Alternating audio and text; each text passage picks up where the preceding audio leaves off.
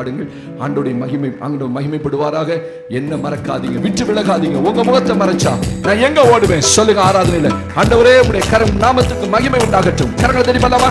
It's a beautiful song. Come on. கரங்களை தட்டி பண்ணலாம். என்ன மறக்காதீங்க, விட்டு விலகாதீங்க. உங்க முகத்தை நீங்க மறைச்சா நான் எங்கே ஓடுவேன். என்ன மறக்காதீங்க, விட்டு விலகாதீங்க. உங்க முகத்தை நீங்க மறைச்சா நான் எங்கே ஓடுவேன். எங்கே ஓடுவேன் உங்க சமூகத்தை விட்டு. உம்மை விட்டு விட்டு எங்கும் ஓடி ஒளிய முடியுமோ. எங்கே ஓடுவேன் உம் சமூகத்தை விட்டு. உம்மை விட்டு விட்டு எங்கும் ஓடி ஒளிய முடியுமோ. என்ன மறக்காதீங்க, விட்டு விலகாதீங்க.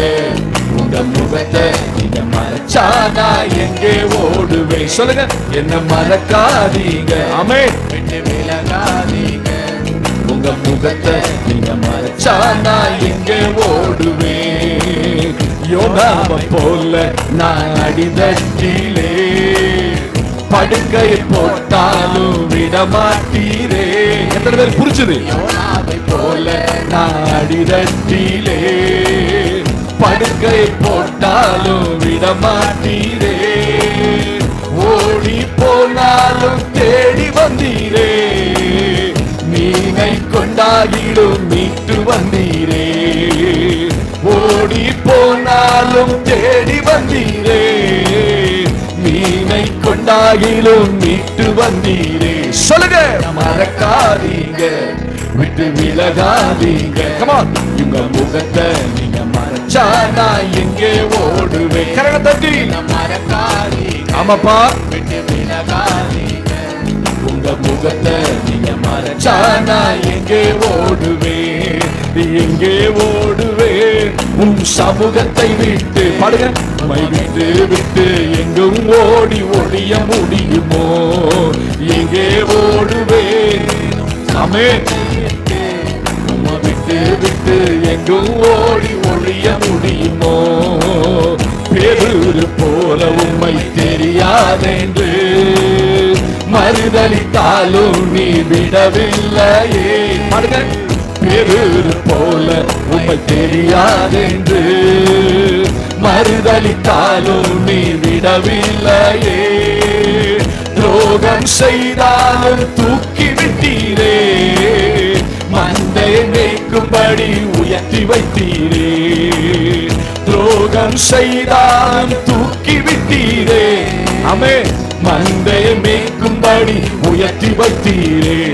என்ன மறக்காதீங்க, விட்டு விலகாதீங்க.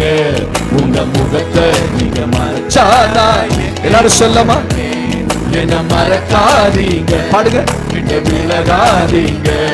உங்க முகத்தை நீங்க மறைச்சா நான் எங்கே ஓடுவேன். ஓ எங்கே ஓடுவேன் உம் சமூகத்தை விட்டு. உம்மை விட்டு விட்டு எங்கும் ஓடி ஒளிய முடியுமோ. எங்கே ஓடுவேன் உங்க சமூகத்தை விட்டு. உம்மை விட்டு விட்டு எங்கும் ஓடி ஒளிய முடியுமோ. சரி வல்லமா? ஆமென். கர்த்தருடைய நாமத்தை மகிமைப்படுத்தி. ஆமென். தகப்பனே, தந்தையே, ஆமென். ஆமென். நல்ல தகப்பனே, தகப்பனே, நல்ல தகப்பனே, என்னை தாங்கிடும் நல்ல தகப்பனே. நல்ல தகப்பனே என்னை தாங்கி. சொல்லுங்க. நல்ல தகப்பனே. எத்தனை நன்மை நீங்க என் வாழ்வு செஞ்சீங்க. பாடுங்க. எத்தனை நன்மை நீங்க என் வாழ்வு செஞ்சீங்க. எதை கண்டு என்னை நீர் இவ்வளவாய் நேசிச்சீங்க. எதை கண்டு அல்லமா? One more time. எத்தனை எத்தனை நன்மை நீங்க என் வாழ்வு செஞ்சீங்க. பாடுங்க. எத்தனை நன்மை நீங்க என் வாழ்வு செஞ்சீங்க. எதை கண்டு என்னை நீர் இவ்வளவாய் நேசிச்சீங்க. எதை கண்டு? ஆமாப்பா. ஓ நன்றி உமக்கே, நன்றி நன்றி உமக்கே, நன்றி. உள்ளத்தின் ஆழத்துல நன்றி உமக்கே நன்றி. தகப்பனே, நல்ல தகப்பனே, தகப்பன் கூப்பிடுங்க. தகப்பனே, என்னை தாங்கிடும் நல்ல தகப்பனே, நல்ல தகப்பனே, என்னை தாங்கிடும் நல்ல தகப்பனே. சொல்லலாமா? தகுதிக்கு மிஞ்சி Come on everyone. தகுதிக்கு மிஞ்சி சொல்லலாமா? ஓ, உதவாத என்மே நீர் உண்மையாக இருக்கிறீங்க. உதவாத என்மே நீர் உண்மையாக. ஓ, தகுதிக்கு மிஞ்சி. எத்தனை பேர் அப்படி சொல்லுவீங்க? தகுதிக்கு மிஞ்சி. உதவாத என்மை நீர் உண்மையாக இருக்கிறீங்க. உதவாத ஆமாப்பா, நன்றின்னு சொல்லுங்க. நன்றி, உமக்கே நன்றி, நன்றி, உமக்கே நன்றி, நன்றி, உமக்கே நன்றி. தகப்பனே, நல்ல தகப்பனே, சொல்லுங்க எல்லாரும். தகப்பனே, நல்ல தகப்பனே, என்னை தாங்கிடும் நல்ல தகப்பனே, என்னை தாங்க. எத்தனை பேர் சொல்வேன் தாங்கிடும் நல்ல தகப்பனே? ஓ, தகுதி ஆண்டவரே, குறை ஒன்றும் இல்லை. என்னை இந்த நாள் வரைக்கும் நிறைவாய் நடத்தினி. நீங்க சொன்ன சாட்சி அது பரலோகத்துக்கு ஏற்ற சாட்சி. பலங்க பாப்போம். ஓ, குறை ஒன்றும் இல்லை, என்ன நிறைவாக நடத்துறீங்க. குறை ஒன்றும் இல்லை, என்ன நிறைவாக நடத்துறீங்க. ஓ, குறை ஒன்றும் இல்லை, என்ன நிறைவாக நடத்துறீங்க. ஓ, நன்றி சொல்ல வார்த்தை இல்லை, நலமாக நடத்துறீங்க. பாடுங்கயா. நன்றி சொல்ல வார்த்தை இல்லை, நலமாக நடத்துறீங்க. நன்றி உமக்கே. ஆண்டவர் இருதயத்தை பார்க்கிறேன். எத்தனை பேருடைய இருதயம் அந்த காலையில அழுகையோடு சொல்லுகிறது, ஆண்டவரே எனக்கு ஒரு குறைவு இல்லப்பா. நன்றி. தகுதிக்கு மிஞ்சி சொல்லமா? தகுதிக்கு உதவாத என்மை நீர் உண்மையாக இருக்கிறீங்க.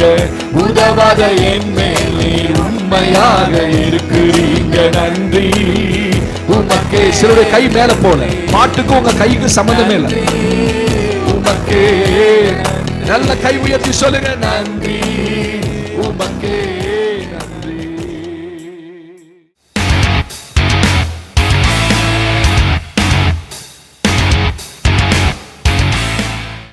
God bless you. கர்த்தர் உங்களை ஆசீர்வதிப்பார். இந்த நாளிலும் நாம் தியானத்துக்கு தெரிந்து கொள்ளப்பட்ட வேத பகுதியை எடுத்து நீங்களும் நான் வாசிக்க போகிறோம். கர்த்தருக்கு மகிமை உண்டாகட்டும். வாசிக்கலாமா? மத்தேயு எழுதின சுவிசேஷத்தின் புஸ்தகம் 2ஆம் அதிகாரத்துக்கு நேராக உங்களுடைய வேதத்தை எடுத்துக்கொள்ளுங்கள். Gospel book of Matthew chapter 2 verse 13. 13ஆம் வசனத்தை நாம் வாசிக்க கேட்க போகிறோம். எடுத்துக்கொண்டீர்கள் எல்லாரும்? மத்தேயு எழுதின சுவிசேஷம் ஸ்தோத்திரம் 2ஆம் அதிகாரம் 13ஆம் வசனத்தை வாசிக்கலாம். அவர்கள் போன பின்பு கர்த்தருடைய தூதன் சொப்பனத்தில் யோசேப்புக்கு காணப்பட்டு, ஏரோது பிள்ளையை கொலை செய்ய தேடுவான். ஆதலால் நீ எழுந்து பிள்ளையையும் அதன் தாயையும் கூட்டிக் கொண்டு எகிப்துக்கு ஓடிப்போய் நான் உனக்கு சொல்லும் வரைக்கும் அங்கே இரு என்றான். அங்கே இரு என்றான். ஒரு ஆமென் சத்தமா சொல்லுங்க பாப்போம். அல்லேலூயா, அல்லேலூயா. கர்த்தருடைய பரிசுத்த நாமத்துக்கு மகிமை உண்டாகட்டும். இந்த வேத பகுதியிலே ஆண்டவராகிய இயேசு கிறிஸ்துவுடைய பிறப்பை குறித்து நீங்களும் நானும் வாசிக்கிறோம். என்ன கிறிஸ்மஸ் சமயத்தில் பேச வேண்டிய செய்தியை இன்னைக்கு பேசுறீங்கன்னு பாக்குறீங்களா? அல்ல, இது கிறிஸ்மஸ் செய்தி அல்ல. வேதம் சொல்லுகிறது, இந்த 2ஆம் அதிகாரத்திலே சாஸ்திரிகள் கிழக்கிலே இருந்து வந்து வேதம் அந்த அரண்மனைக்கு போய், ஏரோதுடைய அரண்மனைக்கு போய் ஏரோதுவிடத்தில் கேட்கிறார்கள், யூதருக்கு ராஜாவாய் பிறந்திருக்கிறவர் எங்கே? அவர் பெத்லகேமிலே பிறப்பார் என்று சொல்லப்பட்டிருக்கிறதே அப்படின்னு சொன்னவனே ஏரோது ஆள் அனுப்பி தேடுறான். இயேசுவை தேடுறான், குழந்தை பிறந்ததை தேடுறான். ஸ்தோத்திரம். அப்ப நடந்த சம்பவம், இவன் இயேசுவை தேடுகிறான் என்று கேள்விப்பட்ட உடனே கர்த்தருடைய தூதன் யோசேப்புக்கு சொப்பனத்திலே தோன்றி சொல்றாரு, இந்த ஏரோது பிள்ளையை கொலை செய்ய தேடுகிறான், நீ கூட்டிக் கொண்டு எகிப்துக்கு போ. அதனாலதான் வேதம் சொல்லுது, தீர்க்கதரிசன புஸ்தகத்திலே என் குமாரனை நான் எகிப்திலிருந்து வரவழைத்தேன் அப்படின்னு சொல்லி. அப்ப இயேசு எப்படி எகிப்திலிருந்து வந்தார் அப்படின்னா, குழந்தையில இந்த ஏரோது அவளை கொண்டு விடுவான் என்று சொல்லி இந்த தகப்பனாகிய இந்த தாயாகிய மரியாளும் ரெண்டு பேரும் இயேசுவை எடுத்துக்கொண்டு அவர்கள் எகிப்துக்கு போனார்கள் என்று எழுதப்பட்டிருக்கிறது. அப்ப எகிப்துக்கு கொண்டு போகும்போது இயேசுவுக்கு என்ன வயது? 2 வயது இருக்கலாம் என்று சொல்லப்படுகிறது. எப்படி பாஸ் அதை சொல்றீங்க? ஏரோது பிள்ளையை கொலை செய்ய தேடும் போது அவன் சொல்றான், தேடி கண்டுபிடிக்க முடியாததினால் 2 வயதுக்குட்பட்ட ஆண் பிள்ளைகளை கொல்லும்படி உத்தரவு கொடுக்கிறான். அதனாலதான் வேதம் இங்க சொல்லுகிறது, ஹல்லேலூயா, ஸ்தோத்திரம். வாசிங்கள் என்னோடு கூட. ஆண்டவருக்கு மகிமை உண்டாகட்டும். பிள்ளையை 17ஆம் வசனத்துல புலம்பலும் அழுகையும் மிகுந்த துக்கம் கொண்டாடலுமாகிய கூக்குரல் ராமாவிலே கேட்கப்பட்டது. ராகேல் தன் பிள்ளைகளுக்காக அழுது அவைகள் இல்லாதபடியினால் ஆறுதல் அடையாதிருக்கிறாள். எரேமியா தீர்க்கதரிசி உரைக்கப்பட்டது அப்பொழுது நிறைவேறிற்று. பிள்ளையை தேடி கண்டுபிடிக்க முடியல. போன சாஸ்திரிகள் மறுபடியும் திரும்பி அரண்மனைக்கு வரல. பிள்ளை எங்கே இருக்கான்னு பார்த்துட்டு என்கிட்ட சொல்லிட்டு போ அப்படின்னு ஏரோது சொன்னதை சொப்பனத்தில் தூதனால் எச்சரிக்கப்பட்டு வேறு வழியாய் அவர்கள் கடந்து போகிறார்கள். மறுபடியும் ஏரோது அரண்மனைக்கு சாஸ்திரிகள் போகவில்லை. அதனால ஏரோது சாஸ்திரிகளால் வஞ்சிக்கப்பட்டதை அறிந்து, ஏமாற்றப்பட்டதை அறிந்து பிள்ளையை தேடும்படி உத்தரவு கொடுக்கிறான். தேடி கண்டுபிடிக்க முடியல. அதனால ஒரு உத்தரவு போடுறான், 2 வயதுக்கு உட்பட்ட ஆண் பிள்ளைகள் எல்லாரையும் கொன்று விடுங்கள். அப்ப அதுக்கு முன்னாடியே ஆண்டவருடைய தூதன் சொப்பனத்தில் யோசேப்பு காணப்பட்டு, நீ எகிப்துக்கு ஓடி போய்விடு, பிள்ளையை தூக்கி கொண்டு போ, நான் சொல்லும் வரைக்கும் அங்கே இரு. ஒரு ஆமென் சொல்லுங்க பாப்போம். அல்லேலூயா. இன்னைக்கு செய்தியினுடைய தலைப்பே, நான் சொல்லும் வரைக்கும் நீ அங்கே இரு. அப்படி என்ன பாச செய்தி இருக்க போது? சொல்ற வரைக்கும், ஆண்டவர் சொல்ற வரைக்கும். நல்ல கவனிங்க, பிள்ளையை கொண்டு விடுவான். நான் சொல்ற வரைக்கும் எவ்வளவு நாள் இருந்தாங்க? வேதம் சொல்லுது 2 to 3 ஆண்டுகள் யோசேப்பும் மரியாளும் இயேசுவோடு கூட எகிப்திலே இருந்தார்கள் என்று வேதாகம வல்லுநர்கள் சொல்லுகிறார்கள். அதனாலதான் எகிப்துக்கு பக்கத்து பார்டர் தான் கலிலேயா. அந்த ஆண்டவர் மறுபடியும் சொப்பனத்தில் தோண்டி தேவதூதன் என்ன சொல்றான்? பிள்ளையை கொலை செய்ய தேடினவர்கள் மரித்து போனார்கள், நீ பிள்ளையை எடுத்துக்கொண்டு மறுபடியும் வா இஸ்ரேலுக்கு. அப்படி திருப்பி வரும்போதுதான் அவர்கள் கலிலேயாவில் நாசரேத்தூரிலே போய் குடியிருந்தார்கள். ஏன்னா ஏரோதுடைய அடுத்த மகன் ஆட்சியில் இருக்கான் கேள்விப்பட்டு அங்கே போக பயந்து அவர்கள் நாசரேத்திலே வாசம் பண்ணினார்கள். நன்றா கவனிங்க. அப்ப நாசரேத்தூரான் என்று இயேசுவுக்கு பேர் வர காரணம் என்ன? நசரேனாகிய இயேசு அப்படின்றது காரணம் என்ன? அவர் நாசரேத்திலே காணப்பட, சிறு வயதில் அவர் நாசரேத்திலே வளர்ந்தார். ஆமென். இதுதான் பின்னணி. இப்ப வேதம் சொல்லுது, உன் பிள்ளையை எடுத்துக்கொண்டு போய் எகிப்தில இரு. எது வரைக்கும்? நான் உனக்கு சொல்லும் வரைக்கும் அங்கே இரு. ஆண்டவர் சில நேரத்தில் நம்முடைய வாழ்க்கையில சில காரியங்களை சொல்லுவது நம்மளால புரிந்து கொள்ள முடியாது. யோசேப்புக்கு அப்படி தெரியாது. ஆனா யோசேப்பு தூதன் தெளிவா சொல்றான், ஏரோது பிள்ளையை கொலை செய்ய தேடுகிறான், நீ எடுத்துட்டு போ, நான் சொல்ற வரைக்கும் இரு, அவசரப்படாத, நான் சொல்ல எப்ப சொல்றேனோ நீ அப்ப திரும்பி வந்தா போதும். அது வரைக்கும் யோசேப்பு சைலண்டா இருக்கான். சில நேரத்துல ஹலோ, ஆண்டவர் உங்க வாழ்க்கையில சொல்ற காரியம் உங்களுக்கு பிடிக்காம இருக்கலாம், உங்களுக்கு புரியாம இருக்கலாம். ஏன் என் வாழ்க்கை இப்படி அடைச்சு போட்டாப்புல கிடக்குது? எதற்காக ஓட சொல்றார் ஆண்டவர்? எதற்காக நான் சொல்ற வரைக்கும் அங்கே இருங்கிறார்? உங்களுக்கு தெரியாது. ஆனா அதுல பல ரகசியம் இருக்கிறது. ஆமென் சொல்லுங்க. தேவன் ஒரு இடத்துக்கு உங்களை நடத்துவாரானால், ஒரு இடத்துல உங்களை வைப்பாரானால், இப்ப அநேகர் அவசரப்படுறீங்க, என் வாழ்க்கையில் ஒன்றும் நடக்கல, என் வாழ்க்கையில் ஒன்றும் நடக்கல, ஒன்றும் நடக்க மாட்டேங்குது, ஏதாவது நடக்கணும். கர்த்தர் செய்யாம உங்க வாழ்க்கையில் எதுவுமே நடக்காது. இதை முதல்ல யூ ஷுட் அண்டர்ஸ்டாண்ட். ஒரு ஆண்டவருடைய பிள்ளை தன் வாழ்க்கையில ஹலோ உணர்ந்து கொள்ளணும். என்ன? கர்த்தர் என் வாழ்க்கையில எந்த காரியத்தையும் செய்யாம ஒரு ஒரு துரும்பு கூட என் வாழ்க்கையில் நகராது. நீ நினைக்கிறீங்க ஏன் நகர மாட்டேங்குது, ஏன் ஒன்றும் வாய்க்க மாட்டேங்குது, ஏன் ஒன்றுமே செய்ய மாட்டேங்கிறார் ஆண்டவர், ஏன் அப்படியே மறந்து போனது போல உட்கார்ந்துருக்கிறார், ஒன்றுமே நடக்க மாட்டேன், நல்ல ஜெபம் தானே, நல்ல ஜெபம் பண்றேனே, ஸ்தோத்திரம், ஆண்டவருடைய ஆலயத்தில் காணப்படுறேன், எப்பொழுது தேவ பிரசன்னம் போறேனே, அதிகாலை ஜெபம் பண்றேனே, பகல் காலத்தை ஜெபம் பண்ணனே. ஆண்டவர் சொல்றாரு, இன்னைக்கு தெளிவா பலிபீடத்துல இருந்து நான் சொல்ற வரைக்கும் நீ அங்கே இரு. இப்ப நீங்க எங்க இருக்கீங்களோ அங்கே இருங்க, அவசரப்படாதீங்க. தேவன் சொல்லுவார், புறப்படும்பார், போம்பார். அதுக்கு ஒரு நேரம் இருக்கு, அதுக்கு ஒரு காலம் இருக்கு. ஸ்தோத்திரம். அப்ப சொல்ல 2 வருஷ காலம் அங்கேயே எகிப்துல இருக்கிறார்கள். புது இடம், புது ஜனம், புது ஊரு, புது பாஷை. அவனுக்கு ஒண்ணுமே புரியல. அங்க போய் என்ன செய்தாங்க இந்த 2 வருஷம்? பைபிள் ரெக்கார்ட் பண்ணல. அந்த 2 வருஷம் அவர்கள் அங்கே இருந்தார்கள். எப்படி சாப்பிட்டாங்க, எப்படி சம்பாதிச்சாங்க, புது ஊரு, எல்லாம் புதுசு. அவங்களால ஏற்றுக்கொள்ள முடியாது. ஏன்னா சொந்த ஜனத்தை விட்டுட்டு போறாங்க, பிறந்த பெத்லகேமை விட்டுட்டு போறாங்க, நாசர் அதுக்கு முன்னாடி அந்த உறவுகளை விட்டுட்டு போறான். அவனுக்கு ரொம்ப கஷ்டம் தான். ஆனா தேவன் சொல்லுகிற வரைக்கும் சில நேரம் சில இடங்கள்ல நீங்க இருந்தாதான் அது உங்களுக்கு ஆசீர்வாதம். எத்தனை பேர் ஆமேன்னு சொல்லுவீங்க? எத்தனை பேர் ஆமோதிக்கிறீர்கள்? ஆமேன். ஆண்டவர் காரணம் இல்லாம எதையுமே உங்ககிட்ட சொல்ல மாட்டார். இந்த காலையில நினைக்கிறேன், ஏன் நான் இங்க இருக்கிறேன், உட்கார்ந்த இடத்துலயே இருக்கிறேன் ஆண்டவரே, ஒரு அடி கூட என்னால மூவ் பண்ண முடியல, நான் என் இடத்துலயே பல வருஷமா நான் இருக்கிறேன், என் வாழ்க்கையில ஒரு மாற்றம் இல்லை, ஏன் ஆண்டவரே? ஆனா சொல்ல, நீ அங்கே இரு, நான் சொல்ற வரைக்கும் அவசரப்படாத. நீயா அவசரப்பட்டு வந்தா அது உனக்கு பெரிய டேஞ்சர் ஆயிரும். உன் பிள்ளைய கொண்டுருவான். ஒரு வேலை சரி ரைட்டு, ஒரு வருஷம் ஆச்சு நம்மளை மறந்துருப்பான் ஏரோது அப்படின்னு வந்திருந்தா கண்டிப்பா பிள்ளைக்கு ஒரு ஆபத்து இருந்திருக்கும். யோசேப்பு அழகாய் புரிந்து கொண்டான், தேவன் சொல்லுகிற வரைக்கும் எங்க தான் இருக்கணும்? எகிப்துல தான் இருக்கணும். அதே எகிப்துக்கு அனுப்பின தேவன் மறுபடியும் யோசேப்பிட்ட சொப்பனத்துல சொல்றாரு, நீ எழுந்து புறப்பட்டு போ. உங்களை உட்கார வச்சவருக்கு எழும்பவும் சொல்ல தெரியும். எத்தனை பேருக்கு இது புரியுதுன்னு தெரியல. God is speaking to you. கர்த்தர் உங்களோட பேசிக் கொண்டிருக்கிறார். அநேகர் புலம்பிக் கொண்டிருக்கிறீர்கள், ஏன் ஆண்டவரே என் வாழ்க்கை இப்படி போச்சு, நான் எதிர்பார்க்கவே இல்லை இப்படி ஒரு சறுக்குதல். நான் சொல்றேன்மா, உங்க மிஸ்டேக்கை கூட தேவன் நன்மைக்காக பயன்படுத்துவார். நம்ம நினைக்கிறோம் மனுஷன் நம்ம மிஸ்டேக்கை அவனுக்கு சாதகமா பயன்படுத்திக்குவான். இப்ப நீங்க எப்படா தவறுவீங்க, எப்படா விழுவீங்கன்னு பார்த்துக்கிட்டே இருப்பான். நீங்க விழுந்தீங்கன்னா வெரி குட், சந்தோஷப்படுவான், உங்களை அமுக்க பார்ப்பான், அப்படியே உங்களை எழும்ப விட மாட்டான் வார்த்தையில. ஆனா தேவன் என்றைக்குமே நம்முடைய மிஸ்டேக்கை அவருக்கு சாதகமாக பயன்படுத்துவார். ஆமென்.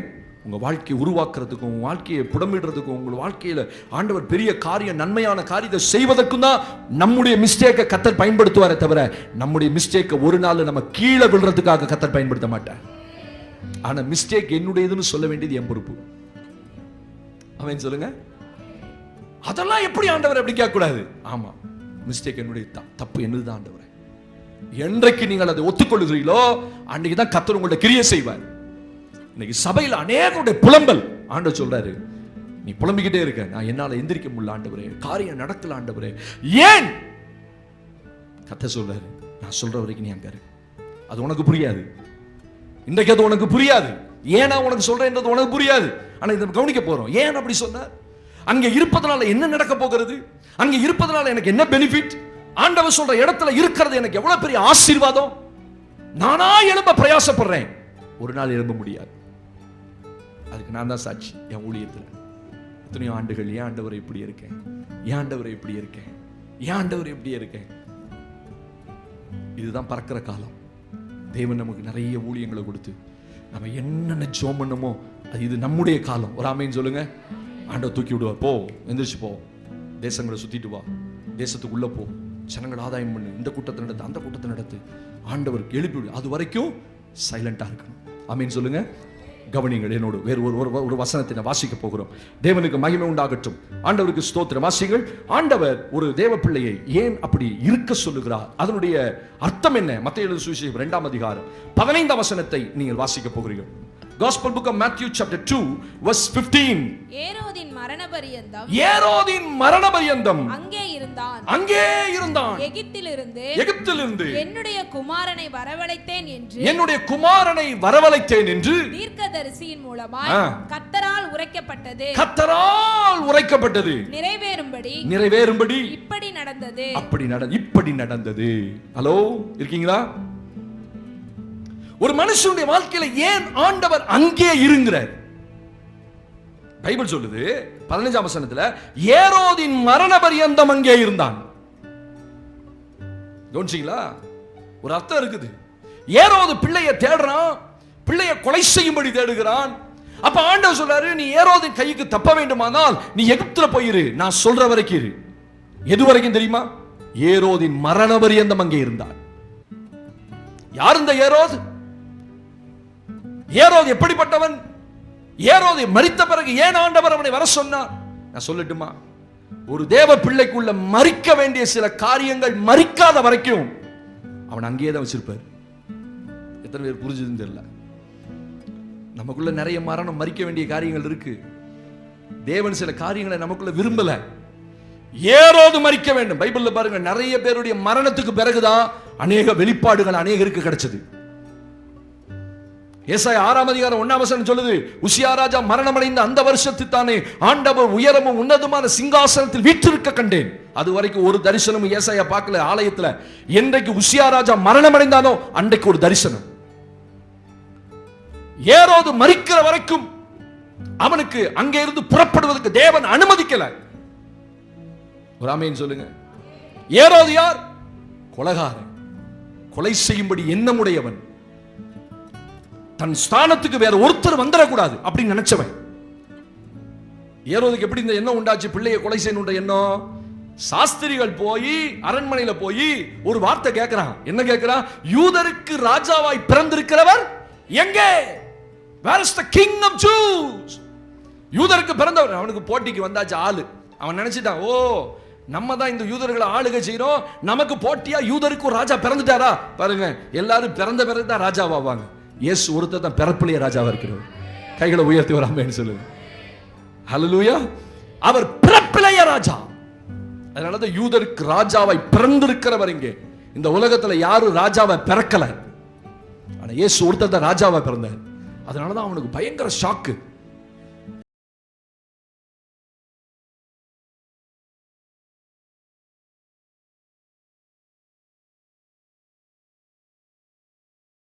வச்சு நீங்க கட்டுவீங்க.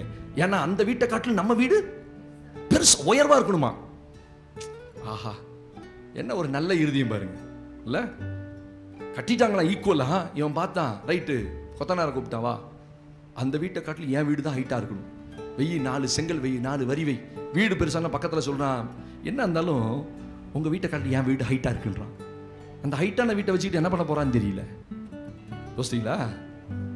ஒருத்தன் தனக்கு ஈக்குவலா வந்துட்டான் அப்படின்னா இது மனுஷனுடைய ஒரு சாதாரண ஒரு எண்ணம். அப்ப ஏரோதுக்குள்ள ஒரு எண்ணம் என்ன? எனக்கு ஈக்குவலா ஒரு ராஜா வந்துட்டாரா, விடாத அவனை கொலை பண்ணியே ஆகணும்.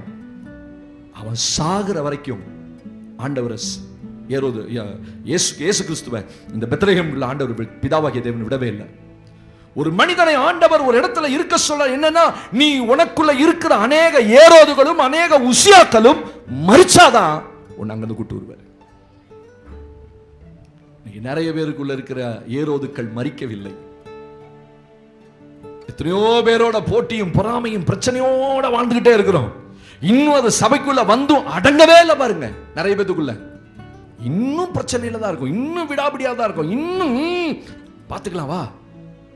ஒரு மனுஷனுக்குள்ள இருக்கிற சில சுபாவங்கள் மறிக்கலன்னா கர்த்தர் அவனை ஒரு நாள் நீ என்ன குட்டிக்காரன் அடிச்சு ஜோம் பண்ணாலும் சரி, என்ன உபவாசம் பண்ணி ஜோம் பண்ணாலும் சரி, உன் குணாதிசயம் மாறிச்சா அப்பதான் கர்த்தர் அங்கிருந்து உன்னை எழுப்பி கொண்டு வருவார். அடுத்த ஸ்தானத்துக்கு உங்களை கொண்டு போவார். அடுத்த ஸ்தானத்துக்கு தேவன் இல்லைன்னா உங்களை கொண்டு போக மாட்டார். ஏன்னா உங்க குணாதிசயம் மாறலையே, சபைக்குள்ள உன் சூழ்நிலை மாறலையே, உன் ஆள் மாறிட்டோம். நீட்டா உடுத்த கத்துக்கிட்டோம், எப்படி சபைக்கு வரணும்னு கற்றுக்கொண்டோம். ஆனா வேதத்தின்படி நான் மாறலையே, என்ன மாறவே இல்லையே. எப்படி கர்த்தர் என்ன ஆசீர்வதிப்ப? ஒரு பொண்ணு கல்யாணம் ஆகி போகுது. அந்த கல்யாணம் ஆகி போகும்போது நிறைய எக்ஸ்பெக்டேஷனோட அந்த வீட்டுக்கு போகும். அந்த வீட்டுக்கு போகும்போது மாமியா கொடுமை தாங்கலன்னு வச்சுக்கோங்க, எப்படி இருக்கும்? அப்ப இவன் என்னப்பா, சே நமக்கு வரப்போகிற மருமகளை நம்ம நல்லா நடத்தணும்பா அப்படின்னு தான் எந்த ஒரு பொண்ணு நினைக்கணும், அம்மாவா இல்லையா? ஆனா இந்த பொண்ணு ஒரு காலத்துல மாமியார் ஆகும். ஆனா தாம்பட்ட பாடுகளையும் தாம்பட்ட வேதனையும் மறந்துட்டு அது ஒரு மாமியாரா உலக பிரகாரமா நடந்தா அதுல எந்த மாற்றமும் இல்லை. அப்ப நம்ம பட்ட பாடுகள் எதற்காக? தேவன் நம்மளை உருவாக்குறார். சில ஏரோதுக்கள் மரிக்காவிட்டால் சில சூழ்நிலை, சில எண்ணங்களும் சில நினைவுகளும் சில குணாதிசயங்களும் எனக்குள்ள சாகணும், மாறக்கூடாது, சாகணும். எத்தனை பேர் ஆமேன்னு சொல்லுவீங்க? ஒரு ஆமேன்னு சத்தமா சொல்லுங்க. அல்லேலூயா, ஸ்தோத்திரம். அவசரப்பட்டு போனா எந்த மாற்றமும் நடக்க போறது இல்ல. வேதத்துல ஆகார கவனிச்சு பாருங்க, நாச்சியார் அன்னைக்கு திரும்பி போன்னு கர்த்தர் சொல்ற வரைக்கும் அவ ஓடிட்டே இருந்தா. தொல்லை தாங்கல, பிரச்சனை தாங்கல வாழ்க்கையில. அதுக்காக என்ன செய்யறா? இருக்கிற ஸ்தானத்தை விட்டு எழுந்து அவள் சூரியன் அந்த வனாந்தரத்துக்கு ஓடி போகிறா. அங்க தேவதூதன் பேசுறான், நீ திரும்பி போய் உன் நாச்சியார் அன்றைக்கு அடங்கிரு. நீங்க நிறைய பேத்துக்கு அடங்க முடியல, ஒரு சபைக்குள்ள இருக்க முடியல. அங்க போலாமா, அந்த சபைக்கு போலாமா, நீ எந்த சபைக்கு போனாலும் நீ மாறாத வரைக்கும் ஒரு மாற்றம் இருக்க. ஒரு ஆமீன் சொல்லுங்க பாப்போம். அல்லேலூயா. ஆமா, நம்ம மாறாத வரைக்கும் நீங்க இங்கேயே உள்ளே உட்கார்ந்து உங்களை மாத்துங்க, எல்லா சூழ்நிலையும் மாறும், எல்லா காரியமும் மாறும். கடைதனில் தூங்கியவன் முதல் இழந்தான், கொண்ட கடமையில் தூங்கியவன் வெற்றி இழந்தான். உலகத்தான் பண்ண பார்த்தீங்களா? கடைதனில் தூங்கியவன் முதல் இழந்தான், சபைதனில் தூங்கியவன் ஆசீர்வாதத்தை இழந்தான் அப்படின்னு சொல்லணும். அப்படியே சொக்குது, ரெண்டு கண்ணும் அப்படியே தோத்திரம். ஹல்லேலூயா. மயங்குது. உலகத்தானே அழகா பண்ணல. நீ கடை வச்சுட்டு தூங்குனீன்னா உன் முதல்ல இழந்துருவ. என்னடா இவன் நீங்க வர 2 கஸ்டமர் வரும்போது அப்படின்னு வச்சுக்கோங்க, அவன் பாப்பான் சரி ரொம்ப கஷ்டப்பட்டு இருக்காரு போல, போலாம் அடுத்த கடைக்கு போலாம், அவர் தூங்கட்டும்பா. போச்சா அவங்க லாபம்? கொண்ட கடமையில் தூங்கியவன். நிறைய கடமைகளை யாரை நம்பி கொடுப்பா? விழித்திருக்கிற ஒரு மனுஷன். ஸ்தோத்திரம். நம்ம பிரதமர் பாருங்க, ஒரு நாளைக்கு 4 மணி நேரம் 5 மணி நேரம் தான் தூங்குறாருன்னு சொல்றாங்க. தெரியுமா உங்களுக்கு? நம்ம சொல்றோம், அப்பா அவருக்கு என்னப்பா பிரதமர்ப்பா, அவர்கிட்ட கேட்டு பாருங்க, எப்பா இந்த நாக்காளியில் ஒருத்தர் வந்து உட்காராதீங்க இந்த சேர்ல, உங்களால பிரச்சனையை தாங்க முடியாது. தோத்திரம். 4 மணி நேரம் 5 மணி நேரம் தான் தூங்குறாரு. அவர் எந்த பிரதமர் நாட்டுக்கு வந்தாலும் சரி, அவங்க தூக்கத்தை அவங்க இழக்கணும். ஹலோ, ஆகார் ஓடினால் திரும்பி சொல்றான், நீ போகாத, உன் காலம் இன்னும் இருக்கு, உன் ஆட்சியார் அன்னைக்கு திரும்பி போனா ஆசீர்வாதமா ஆண்டவர் என்ன சொன்னாரு? உன் ஜாதியை பெரிய ஜாதி ஆக்குவேன். அவசரப்பட்டு போக கூடாது. ஆபிரகாம் அவசரப்பட்டு, ஸ்தோத்திரம், எகிப்துக்கு போறான். இங்க பஞ்சம், எகிப்துக்கு போறான். கானான்ல பஞ்சம், எகிப்துக்கு ஓடும்போது என்னைக்குமே ஆண்டவர் சொல்லாம போகாதீங்க. ராமன் சொல்லுங்க. போனா அவன் மனைவியவே இழக்கக்கூடிய சூழ்நிலை. நகோமி பஞ்சம் என்று சொல்லி ஓடி போனான் மோவாப் தேசத்துக்கு. திரும்பி வரும்போது தன் 2 பிள்ளைகளை இழந்து போனான். கர்த்தர் உங்களை எங்க இருன்னு சொல்றாரோ அங்க இருக்கணும். அங்க இருக்கும்போது நமக்குள்ள இருக்கிற அநேக ஏரோதுகளையும் அநேக உசியாக்களையும் தேவன் கொல்லுவார், சாகடிப்பார். நமக்குள்ள இருக்கிற சுபாவங்கள்ல மாற்றம் வராத வரைக்கும் எந்த ஒரு மாற்றத்தையும் நீங்களும் நான் என்ன செய்யக்கூடாது? எதிர்பார்க்க கூடாது. ஆமென் சொல்லுங்க பாப்போம். அல்லேலூயா. என்னாகமத்தின் புஸ்தகத்தில் ஒரு வேத வசனத்தை வாசிக்கிறோம். 14ஆம் அதிகாரம் 33ஆம் வசனத்தை வாசியுங்கள் பார்ப்போம். என்னாகமம், தேவனுக்கு மகிமை. 14ஆம் அதிகாரம் 33ஆம் வசனத்தை நாம் வாசிக்க கேட்க போகிறோம். ஸ்தோத்திரம். The book of Numbers chapter 14 verse 33. அவைகள் வனாந்தரத்திலே விழுந்து தீரும் மட்டும் உங்கள் பிள்ளைகள் 40 வருஷம் வனாந்தரத்திலே திரிந்து நீங்கள் சோரம் போன பாதகத்தை சுமப்பார்கள். ஒரு ஆமென் சத்தமா சொல்லுங்க பாப்போம். அல்லேலூயா. என்னாகமத்தின் புஸ்தகத்திலே இஸ்ரவேலர்கள் வனாந்தரத்திலே கடந்து வரும்போது ரொம்ப அழகா ஆண்டவர் சொல்றாரு, உங்களுக்கு முன்னாடி ஒரு பெரிய தேசத்தை வச்சிருக்கேன், சீக்கிரம் போய் நீங்கள் சுதந்தரித்துக் கொள்ளுங்கள். ஆனா இந்த ஜனங்க சொல்றாங்க, ஐயோ அங்க இருக்கிறவங்க பெரிய ஆட்கள், பயங்கரமா யுத்தம் பண்றவன், நாங்க போக மாட்டோம், நாங்க செத்து போயிருவோம் அப்படின்னு சொன்னா பாருங்க. கர்த்தர் சொன்னாரு, நீ செத்து போயிருவேன்னு சொன்னதுனால அந்த தேசத்தை நீ பார்க்க மாட்ட. உங்கள் வனாந்தரங்கள் உங்கள் சவங்கள் இந்த வனாந்தரத்தில் விழுந்து தீரும் மட்டும் நீங்கள் உங்கள் பாதகத்தை சுமப்பீர்கள். ஆண்டவர் பாருங்க, 20 வயசுக்கு கீழே உள்ளவன் தான் கானானுக்குள்ள போவான்ட்டார். 20 வயசுக்கு மேற்பட்ட ஒருத்தனும், சாவேன்னு சொன்ன ஒருத்தனும் கானானை பார்க்க முடியாதுன்ட்டு. ஒரு நாள் செத்துருவேன்னு சொல்லாதீங்க, ஏன்னா நீங்க இன்னும் கானானை பார்க்கணும். ஆமென்.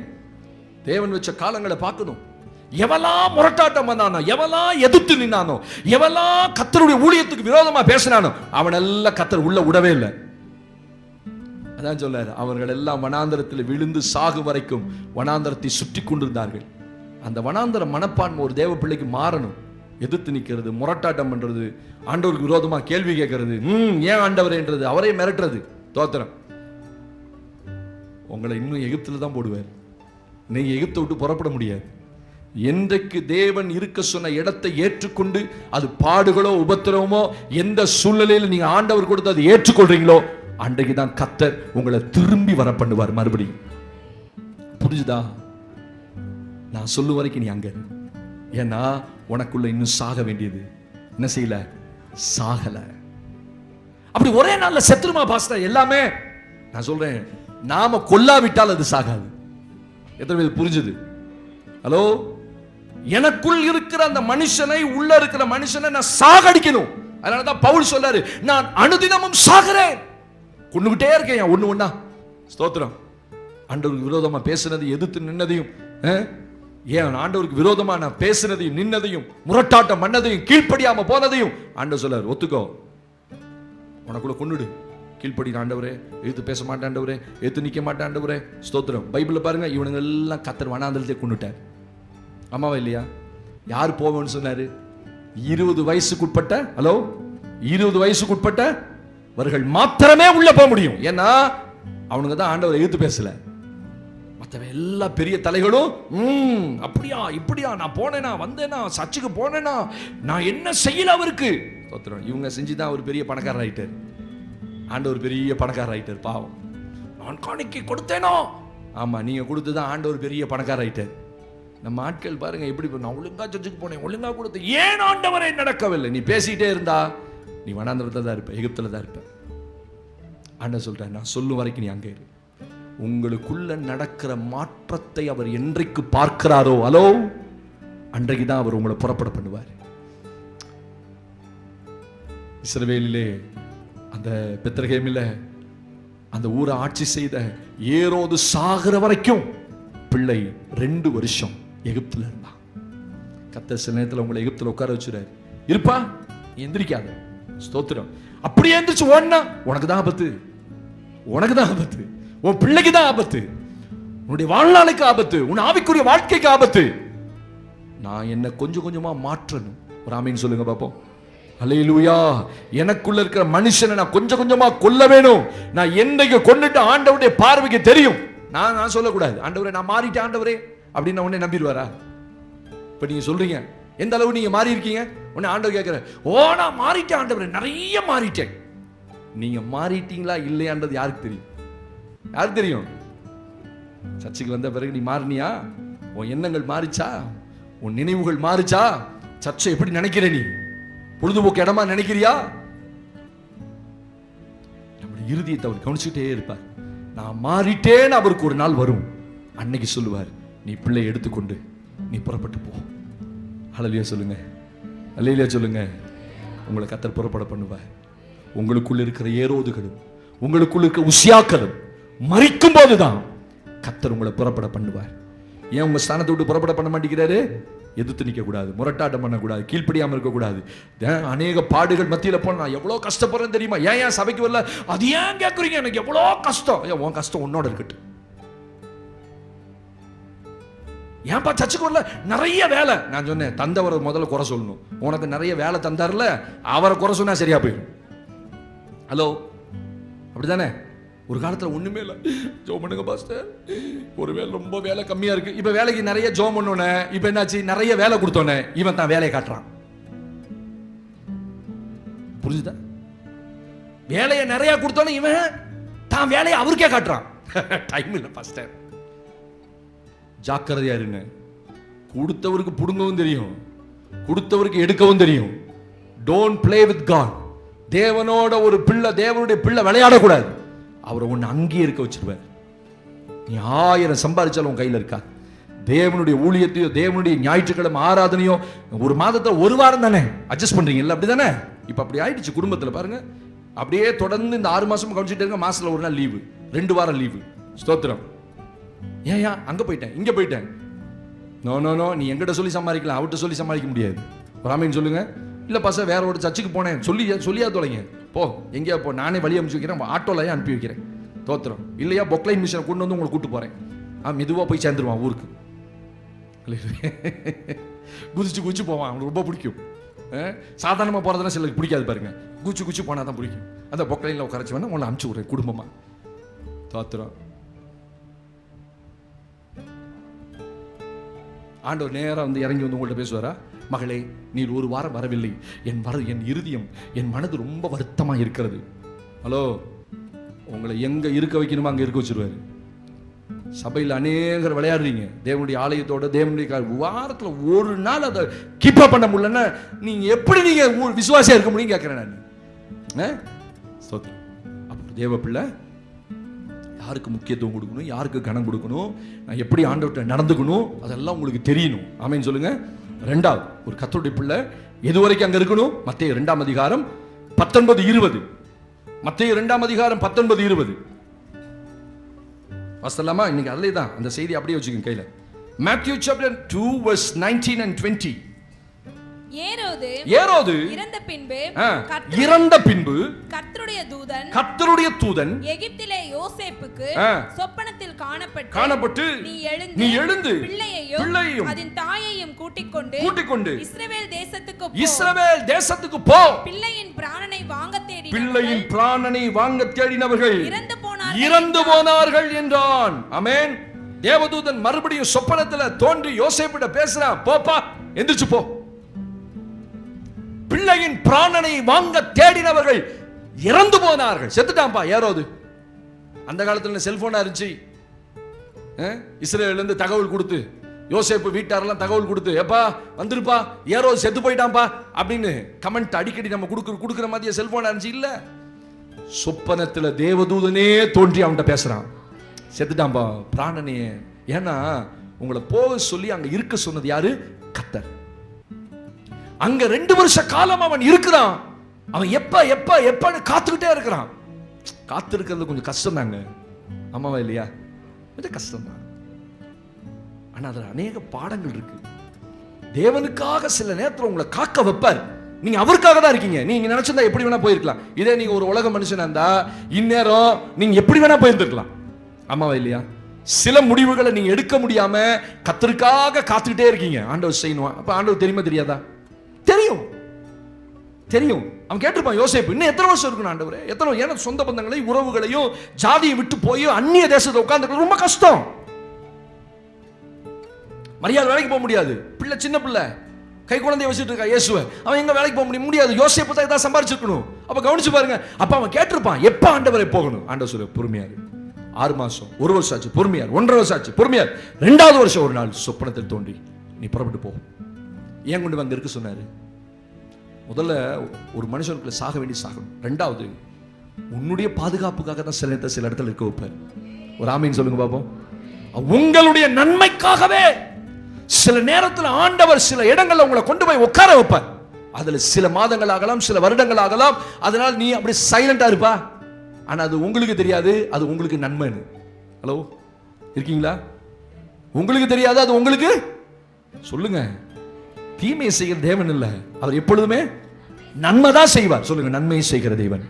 சொல்லுங்க, நன்மையை செய்கிற தேவன். ஏன்னா நிறைய நேரத்தில் ஏன் ஆண்டவரை அவர் தீமை செய்கிற தேவனாவே நம்ம பார்த்து பழகிட்டோம். அவர் ஒரு நாள் நன்மை செய்கிற தேவன் நீங்கள் நான் பார்க்கவே இல்லை. ஏதோ ஒரு ஆபத்து வந்துருச்சுன்னா நினைச்சேன் அப்பவே நினைச்சேன், ஏன் ஆண்டவரே அப்படி நினைச்சு தோத்துறோம். ஏன் அங்க கொண்டு உட்கார வச்சா? ஏரோது பிள்ளைய தேடுறான்பா. காப்பாத்துறது உனக்கு அரசியல் பலம் இல்ல, ஆள் பலம் இல்ல, ராணுவ பலம் இல்ல. இயேசுவை காப்பாத்துறது யாரு? இந்த ஒருத்தர் இல்ல. அப்ப தேவனே கொண்டு போய் அங்க உட்கார்ச்சிருக்காங்க. அங்க போனது இவனுக்கு தெரியாது. யாரு தெரியாது? ஏரோதுக்கு இயேசு போனது தெரியாது. ஏன்னா அந்த ராத்திரி அவன் தேடணும்னு சொன்ன அந்த ராத்திரியே கிளம்பிட்டார். நைட்டோட நைட்டா கிளம்பிட்டார். யோசித்து பாருங்க, எருசலேமை விட்டு நைட்டோட நைட்டா பிள்ளைய கை குழந்தைய தூக்கிட்டு யோசேப்பும் மரியாளும் எகிப்துக்கு ஓடி போகிறார்கள். ஸ்தோத்திரம். ஏன்னா அந்த கலிலேயான்றது எகிப்துடைய பார்டர். கலிலேயா வரைக்கும் எகிப்து இருக்கிறது ரொம்ப பக்கம் தான். அவங்க கடந்து போயிட்டாங்க. 2 வருஷ காலம் அங்க இருக்கிறாங்க. ஏன் அங்க இருக்க சொன்னார்? அது அவருடைய பாதுகாப்புக்காக. சில நேரத்தில் கர்த்தர் உங்களை உட்கார வச்ச இடம் உங்களுக்கு பிடிக்காம இருக்கலாம். ஆனா ஆண்டவர் சொல்றாரு, அது உன்னுடைய பாதுகாப்புக்காக. புரியாதவங்களும் புரிஞ்சவங்களும் 2 பேர் கை தூக்கி ஆமேன்னு சொல்லுங்க. சில நேரத்தில் உங்களுக்கு புரியாது, ஏன் இப்படி கர்த்தர் உட்கார வச்சிருக்கிறாரு. அவசரப்படுறீங்க, ஆண்டவர் இதை செஞ்சுட்டுமா, அதை செஞ்சுட்டுமா. அப்புறம் வாழ்க்கை ஃபுல்லா அழ வேண்டி இருக்கும். ஹலோ, அப்புறம் நீங்க வாழ்க்கை ஃபுல்லா அழ வேண்டி இருக்கும். அப்புறம் வாழ்க்கை ஃபுல்லா அழணும். ஐயோ, அவசரப்பட்டனே, காரியத்தை முடிக்கணும்னு நினைச்சு வேகமா செஞ்சனே. பொறுமையா இருங்க, உன்னுடைய பாதுகாப்புக்காக. ஆதியாகமத்தின் புஸ்தகத்துல ஆண்டவர் நோவா பார்த்து ஒரு கொப்பேர் மரத்துல கப்பல் செய்ய சொல்லுவார். கப்பலை செஞ்சிருவான். கப்பலை செஞ்சுட்டு அநேக வருஷங்கள் அவன் பிரசங்கம் பண்றான், மனம் திரும்புங்கன்னு. ஒரு நாள் மழை வந்தது. வேதம் இன்னும் ரொம்ப அழகா சொல்லுது. வாசிங்க பாப்பா, ஆதியாகமத்தின் புஸ்தகத்துல தேவனுக்கு மகிமை 7ஆம் அதிகாரத்துல எடுத்துக்கொள்ளுங்கள். 16ஆம் வசனத்தை. Turn your Bible with me, the book of Genesis chapter 7 verse 16. 7ஆம் அதிகாரம் 16ஆம் வசனத்தை வாசிங்கள். தேவன் அவனுக்கு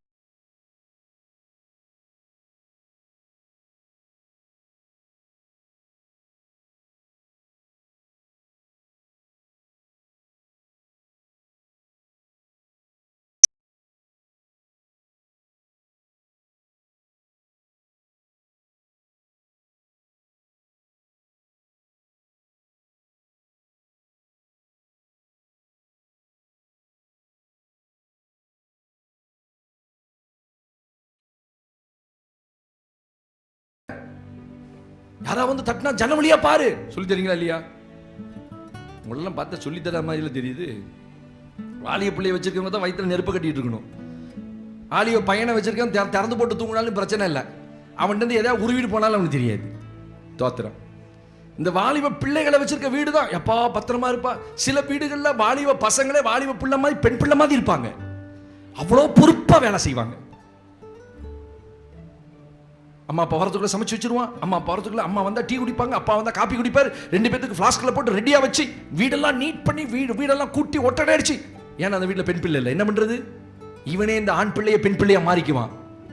இருக்கட்டும், அது ஒரு ஆசீர்வாதம் தான். ஒரு ஆமீன் சொல்லுங்க பாப்போம். அல்லேலூயா.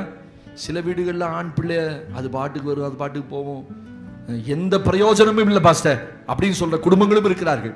ஆனா ஆண்டவர் இங்க நோவாவை உள்ள விட்டு கதவை சாத்தினார். வெளியில உள்ள சாத்திக்க சொல்ல. ஏன் தெரியுமா? சில நேரத்தில் நோவாவுக்கு அது பாதகமா முடிச்சிடும். இவன் உள்ள போய் நோவா ஒன்னும் பிரச்சனை இல்லை, எல்லாம் கரெக்ட் ஆயிடுச்சு, மழை வர போதுப்பா, உள்ள போப்பா அப்படின்னு ஆண்ட சொல்லி பத்திரமா தாள் போட்டுக்கப்பா அப்படின்னு நோவாட்ட சொல்லியிருந்தா அவன் போய் உள்ள போய் தாள் போட்டுக்கிட்டு வெளியில கத்திருப்பான். நோவா உன் சித்தப்பா வந்திருக்கேன், நோவா உன் பெரியப்பா வந்திருக்கேன், கதவை திறப்பா அப்படின்னு. இவன் கதவை திறந்தான்னா இவன் வெளியே போயிருப்பான். ஆமாவா இல்லையா? சித்தப்பாவும் பெரியப்பாவும் சித்தப்பாவும் சித்தியும் அத்தையும் எல்லாம் உள்ள வந்து கடைசியில ஊரே உள்ள வந்துடும். தத்தளிச்சவனெல்லாம் நோவா கைப்பிடிச்சு தூக்கி விட்டு கடைசியில பாப்பா நோவாவை எட்டி ஒரு உத வெளியே போடா. இந்த ஒட்டக கதை தான் தெரியுமா? வனாந்தரத்துல எஜமான் ஒரு ஒட்டகத்தை கட்டி கூடாரம் போட்டு எஜமான் கூடாரத்துக்குள்ள படுத்தாராம். நைட்டு பயங்கர குளிர் வனாந்தரத்துல. இந்த ஒட்டகம் கேட்டுச்சான், எஜமானே ரொம்ப குளிரா இருக்கு, என் தலையை மட்டும் உள்ள விட்டுக்கிறேன் கூடாரத்துக்குள்ள நினைச்சான். எஜமான் பார்த்தான், எவ்வளவு உண்மையான விசுவாசியா இருக்கிற நீ, எனக்கு எவ்வளவு நன்மை செஞ்சிருக்கிற, என்னை தூக்கிட்டு சுமந்துட்டு போற, சரி தலையை மட்டும் உள்ள விட்டுக்கோ. கொஞ்ச நேரம் கழிச்சு எஜமானே ரொம்ப குளிர், என் உடம்பு மட்டும் உள்ள விட்டுக்கிறேன். அப்புறம் கொஞ்ச நேரம் கழிச்சு எஜமானே குளிர் ஜாஸ்தி, சரி உள்ள வந்துரு. உள்ள போன எட்டி ஒரே உதவ எஜமான் வெளியே போயிட்டார். இப்ப அந்த கதை தான் நோவாவுடைய கதை. மாமாவும் சித்தியும் சித்தப்பாவும் அந்த ஊரே தூக்கி உள்ள போட்டு கடைசியில எல்லாம் கூப்பிட்டு உள்ள வந்தோன்னே நோவாவுக்கு இடம் இல்லாம போய் நோவா வெளியே போயிருப்பாரு தெரிஞ்சுதான் கர்த்தர் நோவாவை உள்ள விட்டு கதவை எங்க இருக்குது? கப்பல் உயரத்துல தாள் வச்சிருக்கிறாரு. ஒரு பையிலும் ஏறி போய் திறக்க முடியாத. சம்டைம்ஸ் ஆண்டவர் உங்களை சேஃப்டி பண்றதுக்காக தான் சில இடங்கள்ல உள்ள வச்சு கதவை சாத்திருப்பாரு. நீங்க தட்டிக்கிட்டே இருக்கிறீங்க, காது கேட்கலையா ஆண்டவரே, காது கேட்கலையா ஆண்டவரே, என் வீட்டுல ஒரு நன்மை நடக்க மாட்டேங்குது ஆண்டவரே. அவங்க வீட்டுல நடக்குது, இவங்க வீட்டுல நடக்குது, எய்த்த வீட்டுல நடக்குது, பக்கத்து வீட்டுல நடக்குது, என் வீட்டுல. கத்த சைலண்டா இருப்ப. தட்டுற சத்தம் கேட்காமலாம் இல்ல. ஹலோ, தட்டுற சத்தம் கேட்காமலாம் இல்ல. அவருக்கு தெரியும். உள்ள விட்டு கதவை சாத்தினவர் 8:1 சொல்லுது, தேவன் நோவாவையும் மிருக ஜீவன்களையும் நினைத்தருளினார். வாசிங்க. தேவன் நோவாவையும் அவனோட பேழையில் இருந்த சகல காட்டு மிருகங்களையும் சகல நாட்டு மிருகங்களையும் நினைத்தருளினார். உள்ள விட்டு கதவை சாத்தினவர் நினைக்காம இல்லப்பா. அவர் திறந்திருந்தா ஏற்ற காலத்துல தான் திறப்பார். எல்லாம் ஜலமத்தி போயிற்று, எல்லாம் மாண்டு போயிற்று, எல்லாம் நிர்மூலமாயிற்று. நீ இப்ப சேஃப்டியா இருப்ப. நோவா வெளியே வா. எத்தனை பேருக்கு கர்த்தர் பேசினான்னு தெரியல. நீங்க அவசரப்படுறீங்க, கதவை திறக்க ட்ரை பண்றீங்க இல்ல? நோ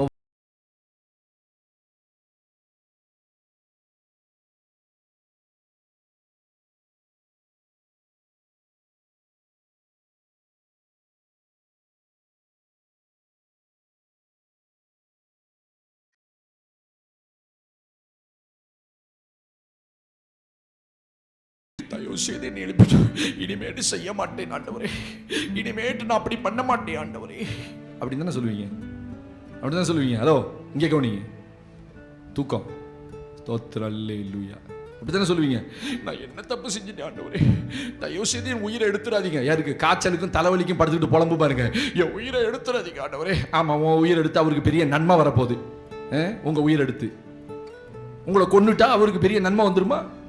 தயவு செய்து என்ன கொன்னுடாதீங்க ஆண்டவரே. ஆஹா, 3 நாள் காய்ச்சலுக்கே இவ்வளவு புலம்புன்னா 1 வருஷம் உங்களை படுக்கையில போட்டிருந்தா என்ன ஆகும் நினைக்கிறீங்க? ஆள் இருக்குது. ஒரு விசுவாசி வீட்டு வேலைக்கு போறாங்க. அந்த அம்மாவுக்கு ஒரு சின்ன ஆக்சிடென்ட்ல கை கால் ரெண்டு முறிஞ்சி 1 வருஷத்துக்கு மேல படுத்திருக்குது அந்த அம்மா. அந்த அம்மா சொல்றா, நீங்களாம் எவ்வளோ சந்தோஷமா இருக்கீங்கல்ல, சில நேரத்தில் கர்த்தர் உங்களை நல்லா வச்சிருக்கிறத உங்களுக்கு நினைக்க தெரியல, அப்படிதானே? அப்படி ஆக்சிடென்ட் ஆகி 1 வருஷம் உட்காந்துருக்கணும், போய் கேளுங்க. வாழ்க்கையை வெறுத்து போய் பேக்கெல்லாம் புண்ணு வந்து, பெட் சோர் வந்து, அதெல்லாம் நாற்றம் எடுத்து, காலில் கூடலை இன்னும் அந்த போல்ட்டு போட்டு நட்டு போட்டு முடுக்கி டைட் பண்ணியிருக்கான், அதெல்லாம் சீல் வடியுது. சொல்கிறான், நீங்களாம் எவ்வளோ சந்தோஷமா இருக்கீங்கல்ல, அவன்கிட்ட போய் கேளுங்க அவன் வேதனையை. 1 வருஷம் படுக்கையில் படுத்திருக்கிறத. இப்போ விசுவாசி போய் இதுக்கு முன்னாடி எத்தனையோ பேர் போறாங்களாம், ஒரு இம்ப்ரூவ்மெண்ட்டும் இல்லை. டாக்டர் சொல்லிட்டார், இன்னும் அடுத்த 3 மாசம் கழிச்சு வரும்போது நல்லா இல்லைன்னா காலை எடுக்க வேண்டி வரும். தேவன் ஒரு விசுவாசி அனுப்புறார். இது போய் ஆண்டவரை பத்தி சொல்லி, நான் உங்களுக்காக ஜெபம் பண்றேன், டெய்லி என்ன விட்டு ஜெபம் பண்ணுமா. 3 மாசம் கழித்து போய் டாக்டர் சொன்னாரா, இது எப்படி இந்த மாற்றம் உனக்கு வந்தது? அதுக்கு தானே கர்த்தர் அனுப்புறாரு விசுவாசிய, அதுக்கு தானே தேவனுடைய பிள்ளைய தேவன் அனுப்புறாரு ஒரு இடத்துக்கு. அதான் ஆச்சரியமா. அந்த அம்மா சொல்லுது, என்னை விட்டு போயிடாதீங்க தயவுசெய்து, நான் நல்லாகிற வரைக்கும் என்னோடய இருங்க, எனக்கு உதவி செய்யுங்க. அவங்கள்ட்ட போய் கேளுங்க எவ்வளோ கஷ்டம்னு. 1 வருஷம் அந்த பேழைக்குள்ள இருந்த நோவாவால் இருக்க முடியல. கதவை தட்டியிருப்பான், எட்டி பார்த்திருப்பான், முயற்சி பண்ணியிருப்பான், சில நேரத்தில் குதிக்கலான்னு கூட நினைச்சிருப்பான், நான் நினைக்கிறேன் அப்படின்னு. ஏன்னா உள்ள இருக்க முடியல. உங்க குடும்பத்தோட கதவை சாத்தி அடைச்சிடணும் உங்களை. உங்க வீட்டில் ஒரு 5 பேர். இந்த கொரோனா காலத்தில் வந்தபோது சைனாலலாம் அப்படி தானே பண்ணா, பார்த்துக்கீங்களா?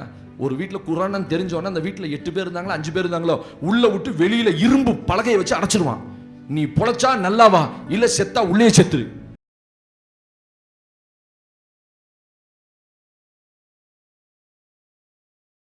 ஒரு மணி நேரம் ஒன்னா உட்காந்துருக்கிறதுக்கே நம்மளால முடியல, அதுக்குள்ள சண்டை வந்துருது, அப்படித்தானே? ஒருத்தன் அதை சொல்ல, ஒருத்தன் இதை சொல்ல, அதை பண்ண இதை பண்ண, நீயா வாங்கின நாயா வாங்கின, 1 மணி நேரத்தில் அடிதடி வந்து. இவன் 1 வருஷம் உள்ள இருந்திருக்கானே, எட்டி குதிக்குன்னு பார்க்காம இருந்திருப்பான். எல்லாத்தின் மத்தியிலே அவனை உள்ள விட்டு கதவை சாத்தினது நோவாவுக்கு தெரியாது. அதுல ஒரு பெரிய நன்மை இருந்தது. அவனுடைய பாதுகாப்புக்காகவே கர்த்தர் அவனை கதவை அடைத்தார். சில நேரத்தில் ஆண்டவர் உங்களை சில இடத்துல உட்கார்ந்து இருப்பார். நீங்க முயற்சி பண்ணி வெளியே ஓடி வந்து எதையோ ஒண்ணு செஞ்சு முடிச்சிடலாம்பா, கடமையை முடிச்சா போதுன்னு சொல்லாதீங்க. அது உனக்கு பெரிய ஆசீர்வாத குறைவாயிடும். பின்னாடி நினைச்சு நினைச்சு வாழ்க்கையில அழுவீங்க. நீங்க சொல்லுங்க, ஆண்டவரே நீங்க திறக்கிற வரைக்கும், நீங்க சொல்ற வரைக்கும் நான் போக மாட்டேன், நான் போக மாட்டேன்.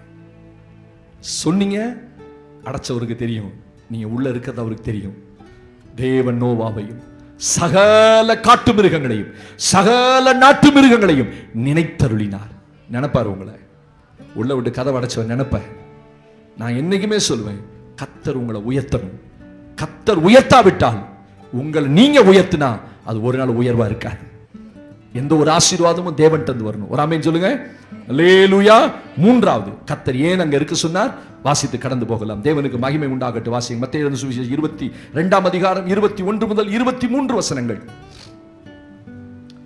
மத்தேயு 22ஆம் அதிகாரம் 21 முதல் 23 வசனங்கள் வாசலாமா? கடைசி 2 வசனம். தேவன் எழுந்து 2ஆம் அதிகாரத்துல 21ஆம் வசனம் மத்தேயுல வாசிமா கரெக்ட்டா? அவன் எழுந்து பிள்ளையையும் அதன் தாயையும் கூட்டிக் கொண்டு இஸ்ரவேல் தேசத்துக்கு வந்தான். ஆகிலும் அர்க்கெலாயு தன் தகப்பனாகிய ஏரோதின் பட்டத்துக்கு வந்து யூதேயாவில் அரசாளுகிறான் என்று கேள்விப்பட்டு அங்கே போக பயந்தான். அப்பொழுது அவன் சொப்பனத்தில் தேவனால் எச்சரிக்கப்பட்டு கலிலேயா நாட்டின் புறங்களிலே விலகி போய் நாசரேத் என்னும் ஊரிலே வந்து வாசம் பண்ணினான்.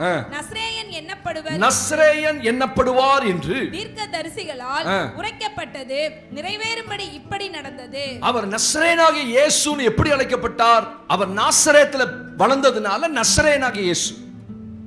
நம்ம ஊர்ல அமைச்சர்களுக்கு ஒரு அடமொழி கொடுப்பாங்க. ஏன்னா நிறைய ஒரே பேர்ல நிறைய அமைச்சர்கள் இருப்பாங்க. நம்ம முன்னாள் முதலமைச்சர் பழனிசாமிக்கு ஏன் எடப்பாடின்னு பேர் வந்துச்சு? ஒரு எடப்பாடி பழனிசாமி. அவர் அந்த ஊர்ல பிறந்ததுனால ஒரு எடப்பாடி. ஒவ்வொரு அமைச்சர்களுக்கும் பழனிசாமி இன்னொருத்தர் பொங்கலூர் பழனிசாமி. அவர் பொங்கலூர்ல பிறந்ததுனால பொங்கலூர் பழனிசாமி வச்சாங்க. ஏன்னா ஒரே பேர்ல இருக்கிறனால வித்தியாசம் தெரியாது. அப்ப நஸ்ரேயனாகிய இயேசு அவருக்கு எப்படி வந்தது? அவர் நாசரேத்துல அவர் வளர்ந்த, அவர் பிறக்கல, அவர் வளர்ந்த இடம் அது. ஆமென் சொல்லுங்க. அப்ப இந்த வசனத்தை கவனிச்சு பாருங்க. நீ எழுந்து பிள்ளையை கூட்டிட்டு போ.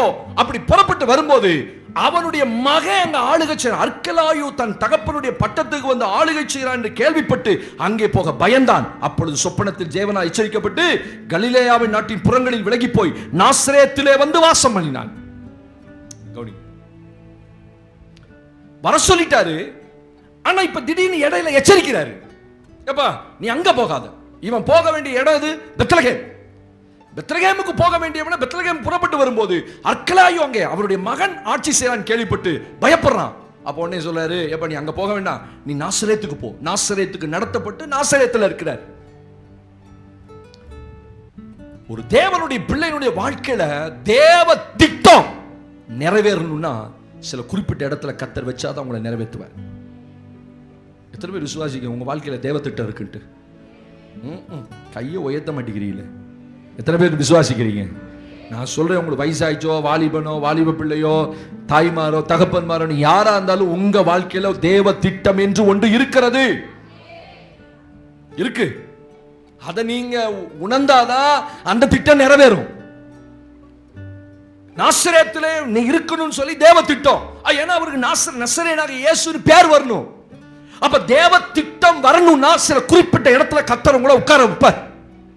அப்பதான் தேவ திட்டம் உங்க வாழ்க்கையில் நிறைவேறும், தேவ நோக்கம் நிறைவேறும். யோசேப்புக்கு பெரிய தரிசனம். அந்த தரிசனத்தை நிறைவேற்றுவதற்கு அவனை கொண்டு போய் கர்த்தர் உட்கார வச்ச இடம் சிறைச்சாலை. விரும்பத்தகாத ஒரு இடம். குழிக்குள்ள போட்டானுங்க. குழிக்குள்ள இருந்து தூக்கி விட்டு போத்திபாரின் அரண்மனைக்கு போறான். அங்க குற்றம் சாட்டப்பட்டு கடைசியில் அவன் போன இடம் எகிப்தினுடைய சிறைச்சாலை. 13-17 வயசுல போறான். அங்க எத்தனை வருடங்கள் போத்திபாரின் வீட்டில் இருந்தான்னு தெரியல. சிறைச்சாலையில் அநேக ஆண்டுகள் அங்க இருக்கிறான். அவன் எல்லாராலும் மறக்கப்பட்டுட்டான். அவன் அழுதுருப்பான் கண்டிப்பா. எல்லாரும் என்ன மறந்துட்டாங்களே, எல்லாரும் என்ன மறந்துட்டாங்களே. ஸ்தோத்திரம். சில நேரத்தில் கர்த்தர் உங்களை கொண்டு போய் உட்கார வைக்க எதுக்கு தெரியுமா? அங்கதான் கர்த்தர் உங்களோட இடைபடுவார். அங்கதான் கர்த்தர் உங்களை உங்க வாழ்க்கையினுடைய சில தாழ்வான நேரங்கள்ல தான் நீங்க தேவனை அதிகமா உணர்வீங்க. உங்க வாழ்க்கையை நீங்க உணர்ந்து கொள்வீங்க. ஆண்டவர் சிறைச்சாலைக்கு கொண்டு போய் அங்க உட்கார வைத்து அவனை உடைத்து அவனை புடமிடுகிறார். வசனம் சொல்லுகிறது 105ஆம் சங்கீதத்துல 19ஆம் வசனத்துல வாசிக்கிறோம். Psalms number 105 verse 19. 105ஆம் சங்கீதம் 19ஆம் வசனத்தை வாசிக்கும் பொழுது நிறைய பேர் வசனமே திருப்பல. ஏன் வேடிக்கையை பார்க்குறீங்க? பைபிளே திருப்பாம இருக்கிறீங்க. பரிசுத்தவான்களே உங்க பைபிளை திருப்புங்க பார்ப்போம். வேடிக்கை பார்க்கறதுக்கு இப்ப சூழ்நிலை இல்லை. 105ஆம் சங்கீதம் 19ஆம் வசனத்தை நீங்கள் வாசிக்க கேட்க போறீங்க. கர்த்தர் சொன்ன வார்த்தை நிறைவேறும் அளவும் அவருடைய வசனம் அவனை புடமிட்டது. எத்தனை பேருக்கு இந்த வசனம் புரிஞ்சுதுன்னு தெரியல. கர்த்தர் சொன்ன வார்த்தை நிறைவேறும் அளவும். அவன் வாழ்க்கையில கர்த்தர் ஒரு பெரிய தரிசனம் கொடுத்திருந்தார். என்ன தரிசனம்? சூரியனும் சந்திரனும் நட்சத்திரங்களும் அவனை வணங்குகிறது போல ஒரு தரிசனம். அப்படிலாம் நடக்குமா? ஏன்னா இவன் தான் வீட்டிலே கடைசி பையன். அப்பா அம்மா வந்து இவனை வணங்குவாங்களா? அண்ணன் 11 பேர் வந்து வணங்குவாங்களா? அப்படின்னு ஒரு சூழ்நிலை.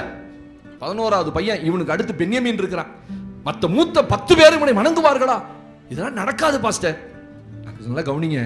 கர்த்தர் சொன்ன வசனம் தரிசனம் நிறைவேறும் வரைக்கும் வார்த்தை வசனம் அவனை புடமிட்டது. அங்கதான் உட்கார வச்சு வாழ்க்கையை அவனுக்கு கற்றுக் கொடுக்க.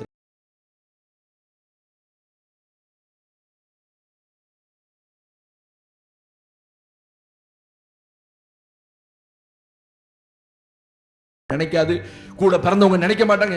நீங்களே திடீர்னு ஒரு நாள் போன் எடுத்து கேட்பீங்க, என்ன எல்லாரும் என்ன மறந்துட்டீங்க அப்படிம்பீங்க.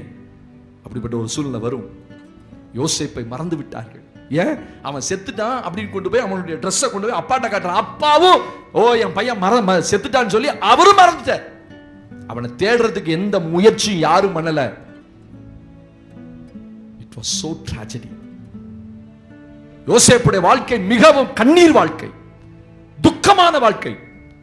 அவன் 13 ஆண்டுகள் அந்த தேசத்தில் அவன் சொல்றான், நான் வீணாய் குற்றம் சாட்டப்பட்டேன், என்னை வீணா குற்றம் சாட்டி இந்த சிறைச்சாலையில் வச்சிருக்காங்க. அழுகுறான். யார்கிட்ட? பானபாத்திரக்காரன் அழுகுறான். என்னை மறந்துடாதரா, பார்வோன்ட்டு போனோன்னு சொல்லு, இப்படி எபிரேய பிள்ளையாண்ட ஒருத்தர் இருக்கிறான், அவன் செய்யாத குற்றத்துக்கு அவனை தூக்கி உள்ள போட்டாங்க, எனக்காக பேசுறா, நான் உனக்கு தரிசனம் எல்லாம் சொன்னேன்ல, சொப்பனத்துக்கு அர்த்தம் எல்லாம் சொன்னேன்ல அப்படின்னு சொல்லி அனுப்புறான். அவனையும் கர்த்தர் மறக்க பண்ணிட்டார். சில நேரத்தில் உங்க வாழ்க்கையில எல்லாம் மறக்கப்பட்டது போல் இருக்கும், எல்லாரும் உங்களை மறந்தது போல் இருக்கும், கைவிடப்பட்டது போல் இருக்கும், உதவி செய்ய யாருமே இல்லாத அப்படியே தனிக்காட்டுல விட்டது போல இருப்பீங்க. நீங்க தனியா நிப்பீங்க. அங்கதான் கர்த்தர் உங்களை உடைப்பார், உருவாக்குவார். அரண்மனையில வாழ்ந்த மோசையை தூக்கி கர்த்தர் கொண்டு போய் எகிப்துல இதுல கானான்ல உள்ள போற சீனாய் மலையில போடுறாரு. 40 வருஷம் ஆடு மேய்க்கிறான். குதிரை மேல உட்காந்து போனவன் இப்ப ஆடு மேய்க்கிறான். அங்கதான் தேவன் அவனுக்கு கற்றுக் கொடுத்தார், அவனோடு இடைப்பட்டார், அவனை உடைச்சார். உங்க வாழ்க்கையில சில ப்ராப்ளம்ஸ் தான் உங்களை தேவனுக்குன்னு உருவாக்கும். தேவனுடைய திட்டம் உங்க வாழ்க்கையில நிறைவேறணும்னா பலவிதமான பாடுகளுக்குள்ள கர்த்தர் உங்களை கொண்டு போவார். நீ இன்னைக்கு எப்படி தெரியுமா செய்தி ஆயிடுச்சு யூடியூப்ல தந்தா, நீ கிறிஸ்தவங்களா இருந்தா பாடே படக்கூடாதுப்பா, உங்களை ஆண்டவர் ஓஹோன்னு வச்சிருந்தாதான் நீ நல்ல விசுவாசி, இல்லன்னா நீ எங்கேயோ தப்பு பண்ற, அப்படி ஆகிட்டாங்க. பாத்தீங்களா யூடியூப்ல செய்திலாம்? இப்ப செய்தி எப்படி ஆயிடுச்சு? உனக்கு சோதனையே வரக்கூடாது, உனக்கு பாடே வரக்கூடாது, உனக்கு பிரச்சனையே வரக்கூடாது, தரித்திரமே இருக்கக்கூடாது, வாழ்க்கையில குறைவே இருக்கக்கூடாது, நீ பணக்கார ஐஸ்வர்யமா தான் இருக்கணும், நீ அப்பதான் விசுவாசி, இல்லன்னா உன் விசுவாசத்துல எங்கேயோ தப்பு நடக்குதுப்பா. இப்ப அப்படி பிரசங்கம் ஆயிட்டு. அப்புறம் ஏன் பைபிள் சோதனையை சகிக்கிற மனுஷன் பாக்கியவான்னு சொல்லியிருக்கு? அவன் உத்தமன் என்று விளங்கின பிறகு கர்த்தர் அவன் ஆசீர்வதிப்பார்னு எப்படி போட்டிருக்கு? நான் சோதிக்கப்பட்ட பின் பொன்னாய் விளங்குவேன் ஒருத்த சொல்லியிருக்கான். எப்படி? அப்ப பாடுகள் உண்டல்லவா, சிலுவை உண்டல்லவா, போராட்டம் உண்டல்லவா, பிரச்சனை இருக்கு இல்லையா? யூடியூப்ல பார்த்துட்டு இருக்கீங்கல்ல, அந்த செய்தியெல்லாம் தப்பு. அதுக்கு பேர் தான் செழிப்பின் உபதேசம். செழிப்பின் உபதேசம் ப்ராஸ்பரிட்டி டாக்டரின். ப்ராஸ்பரிட்டி டாக்டரின் உனக்கு பிரச்சனையே வராதுப்பா, போ கர்த்தர் உன்னை ஆசீர்வதிப்பார். என் வீட்டுக்கு போன சந்திக்கிற அப்ப பிரச்சனையெல்லாம் எப்படி? இன்னைக்கு தவறான உபதேசம். அப்ப பைபிள் சொல்லுது, அவனை கொண்டு போய் சிறைச்சாலையில வைத்து அவனை தனிமைப்படுத்தி அவனை அள வச்சு பழசெல்லாம் நினைக்க வச்சு தரிசனங்களை நினைச்சு அழுதுருப்பான். இப்படிலாம் தரிசனம் கொடுத்தீங்களே, ஏன் வாழ்க்கை இப்படி இருக்கு? அவனுக்கு புரியாது. கர்த்தர் சொன்ன வார்த்தை நிறைவேறும் அளவும் வசனம் அவனை, அப்படின்னு என்ன அர்த்தம் தெரியுமா? அப்படின்னு என்ன தெரியுமா? தன்னுடைய வசனத்துக்கு ஏற்றவாறு உங்க வாழ்க்கையை உருவாக்குவார். அதான் புடமிடுவது. நீ உலக பிரகாரமா வாழுவீங்க, உங்களை அப்படியே ஆசீர்வதிட முடியாது. தன் வசனத்தின்படி உங்களை கர்த்தர் உடைப்பார். உங்களுக்கு வாழ்க்கை அந்த பிரச்சனைகள் தான், அந்த பாடுகள் தான், அந்த பலவீனம் தான் உங்களுக்கு அவருக்கு ஏற்ற அந்த மனுஷனா மாத்தும். ஆமென் சொல்லுங்க. அல்லேலூயா. அப்ப அவர் வசனத்தின்படி உங்களை வாழ கற்றுக் கொடுப்பார். அப்ப உங்க வாழ்க்கை அவர் வசனத்துக்குள்ள வந்துடும். பாடுகள் தான் அவர் வசனத்துக்குள்ள உங்களை நடத்தும். நீங்க நினைச்சதெல்லாம் நடந்துருச்சுன்னு வச்சுக்கோங்களேன், நீங்க வசனத்துக்கு வெளியே போயிருவீங்க. சாலமோன் என்ன சொல்றாரு? மிகுதியான ஐஸ்வர்யம் வேண்டாம், ரொம்ப தரித்திரம் வேண்டாம். ஏன்னா ரொம்ப தரித்திரமா போனா உங்களை தூசிச்சிருவேன், ரொம்ப ஐஸ்வர்யம் வந்துட்டா உங்களை விட்டுருவேன், உங்களை மறந்துடுவேன். அதனால மிடில் கிளாஸே போதும்பா, ரொம்ப ஹை கிளாஸ்லாம் போக வேண்டாம். ஆமென் ஆமென். ரொம்ப பணம் வந்துருச்சு வச்சுக்கோங்களேன், நிச்சயமா நீங்க கர்த்தரோட இருக்க மாட்டீங்க. இப்பவே இருக்க மாட்டேங்கிறீங்க இல்ல? கொஞ்சம் வந்தோடனே காசு வந்தோடனே அங்க போலாமா இங்க போலாமா சோத்திரம் அப்படின்னு கிளம்பிடுறோம். ஞாயிற்றுக்கிழமை எனக்கு ஏதாவது நீங்க காரணம் சொன்னீங்கன்னு வச்சுக்கோங்களேன், ஸ்தோத்திரம் ஆண்டவரே, டேய் அடக்கிக்கடா, அடங்குடா, ஒன்னையும் சொல்லிடாதடா, யாரையும் திட்டிடாதடா, நானே என்னை அடக்கிக்கிறேன். உங்களெல்லாம் கர்த்தர் என் கையில் கொண்டு வந்து கொடுத்து உங்களை மேய்க்க சொல்லி, உங்களுக்கு வார்த்தையை சொல்ல சொல்லி, உங்களை நடத்த சொல்லி, நீ எங்கே தவறுற தூக்கி விட்டு உங்களை ஆலோசனை சொல்லி, இதுக்கு தான் கர்த்தர் என்ன வச்சிருக்கிறார். நான் உங்களை திட்டுறதுக்கெல்லாம் எந்த உரிமையும் கிடையாது. அவர் நாமத்தில் தான் உங்களோட சண்டை போட்டுட்ருக்கேன். சொல்லுங்க ஆமென். அவருக்காக தான் சண்டை போடுறேன். நான் எனக்காக, உங்களுக்கு எனக்கு வரப்பு சண்டையா இல்லை பங்காளி சண்டையா? உங்களுக்கு எனக்கு ஏதாவது பங்காளி சண்டை இருக்கா? ஒன்றும் கிடையாது. அவருக்காக தான் நான் சண்டை போடுறேன். சொல்லாரு, என் பிள்ளைய பாரு ஊர் சுத்த போகுது, ஞாயிற்றுக்கிழமை எங்கே போனேன் கேட்டுறாத அப்படின்னு சொல்லுதப்பா. அப்படிலாம் இருக்க முடியாது. நான் விடவே மாட்டேன். ஆமீன் சொல்லுங்க. அல்லேலூயா. நீங்கள் என்னை திட்டினாலும் நான் உங்களை விட மாட்டேன். ஆமீன் சொல்லுங்க. அவர் நாமத்துக்காக கொண்டு போய் சிறைச்சாலையில் போட்டு அவனை ஒடுக்கி உருவாக்கி வெளியில வரான். பார்வோனுக்கு அடுத்த நிலைமையில அவன் வாழ்க்கையில நினைச்சிருக்கவே மாட்டான். அன்று இரவு அவன் வாழ்க்கை படுக்கையில் படுத்துக்கும் எப்படி நினைச்சிருப்பா? நேற்று இரவு நான் சிறைச்சாலையில் இருந்தேன், என்னை எல்லாரும் மறந்துட்டாங்க, நான் அழுதேன் நேற்று இரவு. ஆனா இன்றைக்கு இரவு பார்வோன் என்னை 2ஆம் ரதத்தில் ஏற்றி அவனுடைய மாளிகையை கொண்டு வந்து கொடுத்து, அவனுக்கு பக்கத்தில் ஒரு சிங்காசனத்தை போட்டு, அவனுடைய முத்திரை மோதிரத்தை கையிலே போட்டு, எனக்கு எல்லா அதிகாரத்தையும் கொடுப்பதற்கு நான் ஏமாத்திரம் ஆண்டவரே, நான் ஏமாத்திரம். நினைச்சிருப்பான் 13 ஆண்டுகள் No one remember me. 13 வருஷம் என்னை யாரு நினைக்கல ஆண்டவரே. நான் அழுதுருக்கேன் எத்தனை முறை நான் அழுதுருக்கேன். என்னை யாருமே நினைக்கல இந்த பூமியில். என்னை ஏன் இந்த ஊழியத்துக்கு அழைச்சிங்க நான் கேட்டிருக்கிறேன். ஆனா அந்த நாட்களுடைய அதனுடைய பிரதிபலன்கள் எல்லாம் நாங்க இப்ப பார்க்கிறோம். நான் சொல்றேன், கர்த்தர் உங்களை உடைக்கிறது நன்மைக்காக.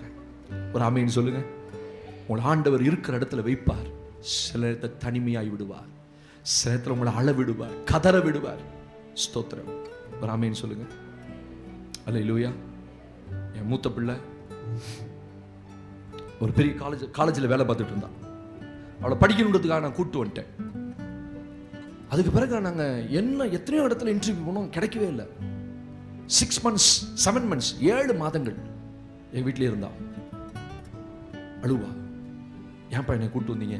நான் நல்லா தானேப்பா அங்கே இருந்தேன், நான் வந்து எக்ஸாம் எழுதிட்டு போகிறேன், இப்போ ஏன் என்னை கூப்பிட்டு வந்தீங்க? அதுக்கு பிறகு நாங்களும் ட்ரை பண்ணோம், கிடைக்கவே இல்லை. ஆனால் எனக்கு நல்லா தெரியும், அவளை எங்கேயோ கர்த்தர் உடைக்கிறார், அவளை எங்கேயோ உருவாக்குறார். எத்தனையோ தரிசனங்கள், எத்தனையோ காரியங்கள்லாம் ஆண்டவர் எங்களுக்கு சொல்லி அவளை நான் சொல்லிகிட்டே இருப்பேன். கர்த்தர் உன் மேலே இந்த தரிசனம் வச்சிருக்கார், உனக்கு இப்படி சொல்லியிருக்கிறார், நிறைவேற்றுவார். ஆனால் 7 மாதம் கதவை சாத்திட்டு அழுவா 3 மணி நேரம் 4 மணி நேரம் வெளியே வரமாட்டா. தேவசமத்தை அழுதுகிட்டே இருப்பா. ஏன் பாப்பா கதவை சாத்துற? நான் ஆண்டவரோட போராடும் போது ஜெபம் பண்ணும்போது நீங்கள் பார்ப்பீங்க, வருவீங்க, அதனால என்னை விட்டுருங்கப்பா தனியா. ஒரு மாதிரி டிப்ரெஷனுக்குள்ளே போயிட்டா. டிப்ரெஷன்னா மன அழுத்தம், எனக்கு வேலை வேணும், எனக்கு நான் இப்படி இருக்க முடியல, நான் படித்த பிள்ளை அப்படின்னு. நான் சொன்னேன், ஊழியத்துக்கு போகிற நேரத்தில் நான் போகிறேன்ப்பா, நான் ரெடி ஆகிட்டேன் ஊழியத்துக்கு. ஆனால் நான் இப்போ எனக்கு ஏதாவது நான் இருக்கணும், நான் வீட்டில் இருக்க விரும்பலை. எல்லா காலேஜ் இன்டர்வியூ போட்டோம், கிடைக்கவே இல்லை. நானும் எங்கெங்கேயோ போனேன். நான் சொன்னேன், இப்போ சாமர் அவளுக்கு அதை ஏற்றுக்கொள்ள முடியல. சின்ன பிள்ளைங்கள கற்றுக் கொடுக்க முடியல. நம்ம வந்து பக்குவத்தில் வந்துட்டோம். சொன்ன கர்த்தர் ஏதோ ஒன்று செய்கிறார், ஒன்ட்ட சைலண்டாக இரு. இல்லைப்பா என்னால் ஏற்றுக்கொள்ளவே முடியல, என்னால் இப்படி இருக்கவே முடியல. பாப்பா வேற காலேஜ் போயிடுவா, தம்பி வேற ஸ்கூல் போயிட்டா, நீங்களும் அம்மா ஊழியத்து போயிடுவேன், நான் எங்கே போவேன் அப்படின்பா. நான் சொல்லிகிட்டே இருந்தேன். அப்போ சொன்னா, நான் எல்லா காலேஜும் ட்ரை பண்ணிட்டேன், இனி காலேஜே இல்லைப்பா. நான் சொன்னேன், கர்த்தர் அவாந்திர வெளியில் ஆறுகளையும் வனாந்திரத்தில் வயல்வெளியும் உண்டாக்குவார். உனக்கு தெரியுமா? காற்றும் இல்லை, மழையும் இல்லை, தேவன் பள்ளத்தாக்கிலே தண்ணீரை வர பண்ணுவார். சொல்லி முடியல, ஒரு காலேஜ் இன்டர்வியூ வருது. இந்தியாவிலே டாப் மோஸ்ட் 10 காலேஜில் 7வது காலேஜ் அதுதான். கோயம்புத்தூர்ல கிருஷ்ணா காலேஜ். இன்னைக்கு அசிஸ்டன்ட் ப்ரொஃபஸராக நேற்று கொண்டு விட்டுட்டு 2 நாளாக ஒர்க் பண்ணிட்டு இருக்கிறான். தேவன் செய்வார். உங்களை சின்னத்தில் உடைப்பார், சின்னத்தை அள வைப்பார். இவ கேட்டதுக்கு மேலே சம்பளத்தை கொடுத்து இப்போ அங்கே உட்கார வச்சிருக்கிறார். தேவன் செய்ய முடியும். எங்கள் குடும்பத்தில் செய்கிறார். சில நேரத்தில் அழுவீங்க, சில நேரத்தில் கதறுவீங்க, உடைப்பார், சத்தமே கொடுக்க மாட்டார். 7 மாதம் நிறைவேறின பிறகு நான் சொன்னேன், பத்தியில்ல அப்பா சொல்லும் உனக்கு தெரியல, கர்த்தர் ஏதோ உனக்கு செய்கிறார். நான் சொன்னேன்னா, ஆமாப்பா இப்போ 2 நாள் வீட்டுக்கு வரியா? இல்லைப்பா கொஞ்ச நாள் இங்கே இருக்கிறேன், நான் வீட்டுக்கு வரல, நான் ரொம்ப சந்தோஷமாக இருக்கேன், இங்கே என் வேலையை செய்கிறேன். அதுக்காக வீடு நரகமாக இல்லை, அவளுக்கு தனிமையாக இருக்க முடியல, அவ்வளவுதான். சில தேவன் உங்கள் வாழ்க்கையில் இப்படி செய்வார். ஆமென். ஆனால் நான் சொல்கிறேன், எழுதி வைத்துக் கொள்ளுங்க, கர்த்தருடைய ஊழியக்கான பலிபீடத்திலிருந்து நீங்கள் எந்த அளவு உடைக்கப்படுறீங்களோ, எந்த அளவு தனிமையாக போய் கைவிடப்படுறீங்களோ, தேவன் முடிவில் அதை மகிமையாய் விளங்க பண்ணுவார். ஆமென். பயப்படாதீங்க, பயப்படாதீங்க. வசனத்தை சொல்லுங்க. காற்றும் இல்லை, மழையும் இல்லை, வரும் சொல்லுங்க. அது எனக்காக தேவன் கொண்டு வருவார், எங்க வீட்டுக்கு கொண்டு வருவார், எனக்கு அதை செய்வார். ஏன் சொல்லக்கூடாது? நாங்கள் சொல்லி தான் வாங்கிட்டோம். ஆமென். கடைசி ஒரு வசனம் நான் வாசித்து முடிக்கிறேன். தேவனுக்கு மகிமை. 1 ராஜாக்கள் 17ஆம் அதிகாரம். 1 Kings chapter 17. 1 ராஜாக்கள் 17ஆம் அதிகாரம். கர்த்தர் நல்லவர், கர்த்தர் நல்லவர். 1 ராஜாக்கள் 17ஆம் அதிகாரம் 3ஆம் வசனத்தை வாசிக்கலாம். நீ இவ்விடத்தை விட்டு கீழ்த்திசையை நோக்கி போய் யோர்தானுக்கு நேராயிருக்கிற கேரீத் ஆற்றண்டையிலே ஒளித்துக் கொண்டிரு. தேவனுக்கு மகிமை. ஒரு ஆமென் சொல்லுங்க, சத்தமா சொல்லுங்க. 1 ராஜாக்கள் 17ஆம் அதிகாரம் 3ஆம் வசனத்திலே ஆண்டவர் எலியாவை பார்த்து சொல்லுகிறார், நீ இங்கிருந்து புறப்பட்டு போய், இவ்விடத்தை விட்டு புறப்பட்டு போய், கிழக்கு திசை நோக்கி போய், கீழ் திசை நோக்கி போய், யோர்தானுக்கு நேராயிருக்கிற கேரீத் ஆற்றண்டையில ஒளித்துக் கொண்டிரு. நல்ல கவனிங்க, எலியாவை ஆண்டவர் நடத்துறார். ஏன் தேசத்துல பஞ்சம் வரப்போகுது? ஏன் தேசத்துல மழை இல்லை? 3 வருஷம் அவன் சொல்றான், கர்த்தருக்கு முன்பாய் நிற்கிற நான் சொல்றேன், என் வாக்கின்படி அன்றி பனியும் மழையும் 3 வருஷம் பெய்யாது. இனி வரப்போற நாட்கள் பஞ்ச நாட்கள். தெரிஞ்சு போச்சு. உடனே கர்த்தர் சொல்றாரு, நீ ஊருக்குள்ள இருக்காத, நான் சொல்ற இடத்துக்கு போ, கேரி ஆற்றண்டையிலே உன்னை ஒளித்து கொண்டிரு. அங்க என்ன டென்ட் இருந்துச்சா, வீடு இருந்துச்சா, எங்க இருந்தான்னு சொல்லப்படல. கேரி தாற்றையில் அங்க இருக்கிற தண்ணியை குடிச்சுக்கிட்டு, காலையில காகம் வரும் சாப்பாடு கொடுக்கும், சாயந்தரம் வரும் சாப்பாடு கொடுக்கும், 2 நேரமும் சாப்பிட்டுட்டு, பரவாயில்லப்பா எலியாவுக்கு நல்ல வாழ்க்கை, உழைக்காத வாழ்க்கை. இன்னைக்கு அப்படித்தானே விரும்புறோம், அப்படித்தானே? நம்ம எங்கேயும் வேலைக்கு போயிடக்கூடாது, பேங்க் நிறைய பணம் வரணும், அப்படிலாம் நடக்காது. வேலை செய்கிறவன் செய்யாதவன் சாப்பிடாது இருக்க கடவன். வேலை செய்யணும், கர்த்தருடைய பிள்ளைங்க உழைக்கணும், உழைச்சாதான் சாப்பிட முடியும், உழைச்சாதான் காசு. அப்ப எலியா போய் கேரி தாற்றை ஒழித்து கொண்டிருக்கிறான். அடுத்து சொல்றாரு, இப்ப தேசத்துல அந்த கேரி தாற்றிலையும் தண்ணி வத்தி போச்சு. இப்ப கர்த்தர் சொல்றாரு, நீ எந்திரிச்சு சாரிபாத் என்ற ஊருக்கு போ, அங்க உன்னை போஷிக்கும்படி ஒரு விதவைக்கு நான் கட்டளையிட்டு இருக்கிறேன். ஒரு பெரிய பணக்காரிக்கு இல்லப்பா, ஒரு பெரிய பணக்கார வீட்டுக்கு அனுப்பல, அவளே அடுத்த வேலைக்கு சாப்பிட்டுட்டு சாகணும் இருக்க ஒரு வீட்டுக்கு அனுப்புறாரு. ஸ்தோத்திரம். முடிக்கிறேன். அப்ப எலியாவை கர்த்தர், இங்க போ, அங்க போ, அங்க இரு, இவன் விரும்பல. ஏன்னா இவன் ஊழியக்காரன், மேன்மைப்படுத்தப்பட்ட அபிஷேகம் பண்ணப்பட்டவன். ஒரு சாதாரண விதவை வீட்டுக்கு போவானா? இப்ப நீங்க எல்லாம் நல்ல வீட்டுல குடியிருக்கிறீங்க, இப்ப உங்களை போய் ஒரு குடிசை வீட்டுல ஒரு மாசம் படுத்திருப்பா அப்படின்னா எப்படி தோணும்? ஃபேன் இல்லை, ஒன்றும் இல்லை, லைட் இல்லை, சிம்னி விளக்க வச்சு படுத்துக்கணும் அப்படின்னா உங்களால் அக்செப்ட் பண்ண முடியுமான்னா அக்செப்ட் பண்ண முடியாது. நாங்களாம் அப்படிதான் பாச வாழ்ந்தோம், ஒன்ஸ் அப்பான டைம் வாழ்ந்தோம். ஆனால் இப்போ வாழுமா? நம்ம சரீரம் இப்போ இருக்கிற சூழ்நிலைக்கு அடாப்ட் ஆயிடுச்சு.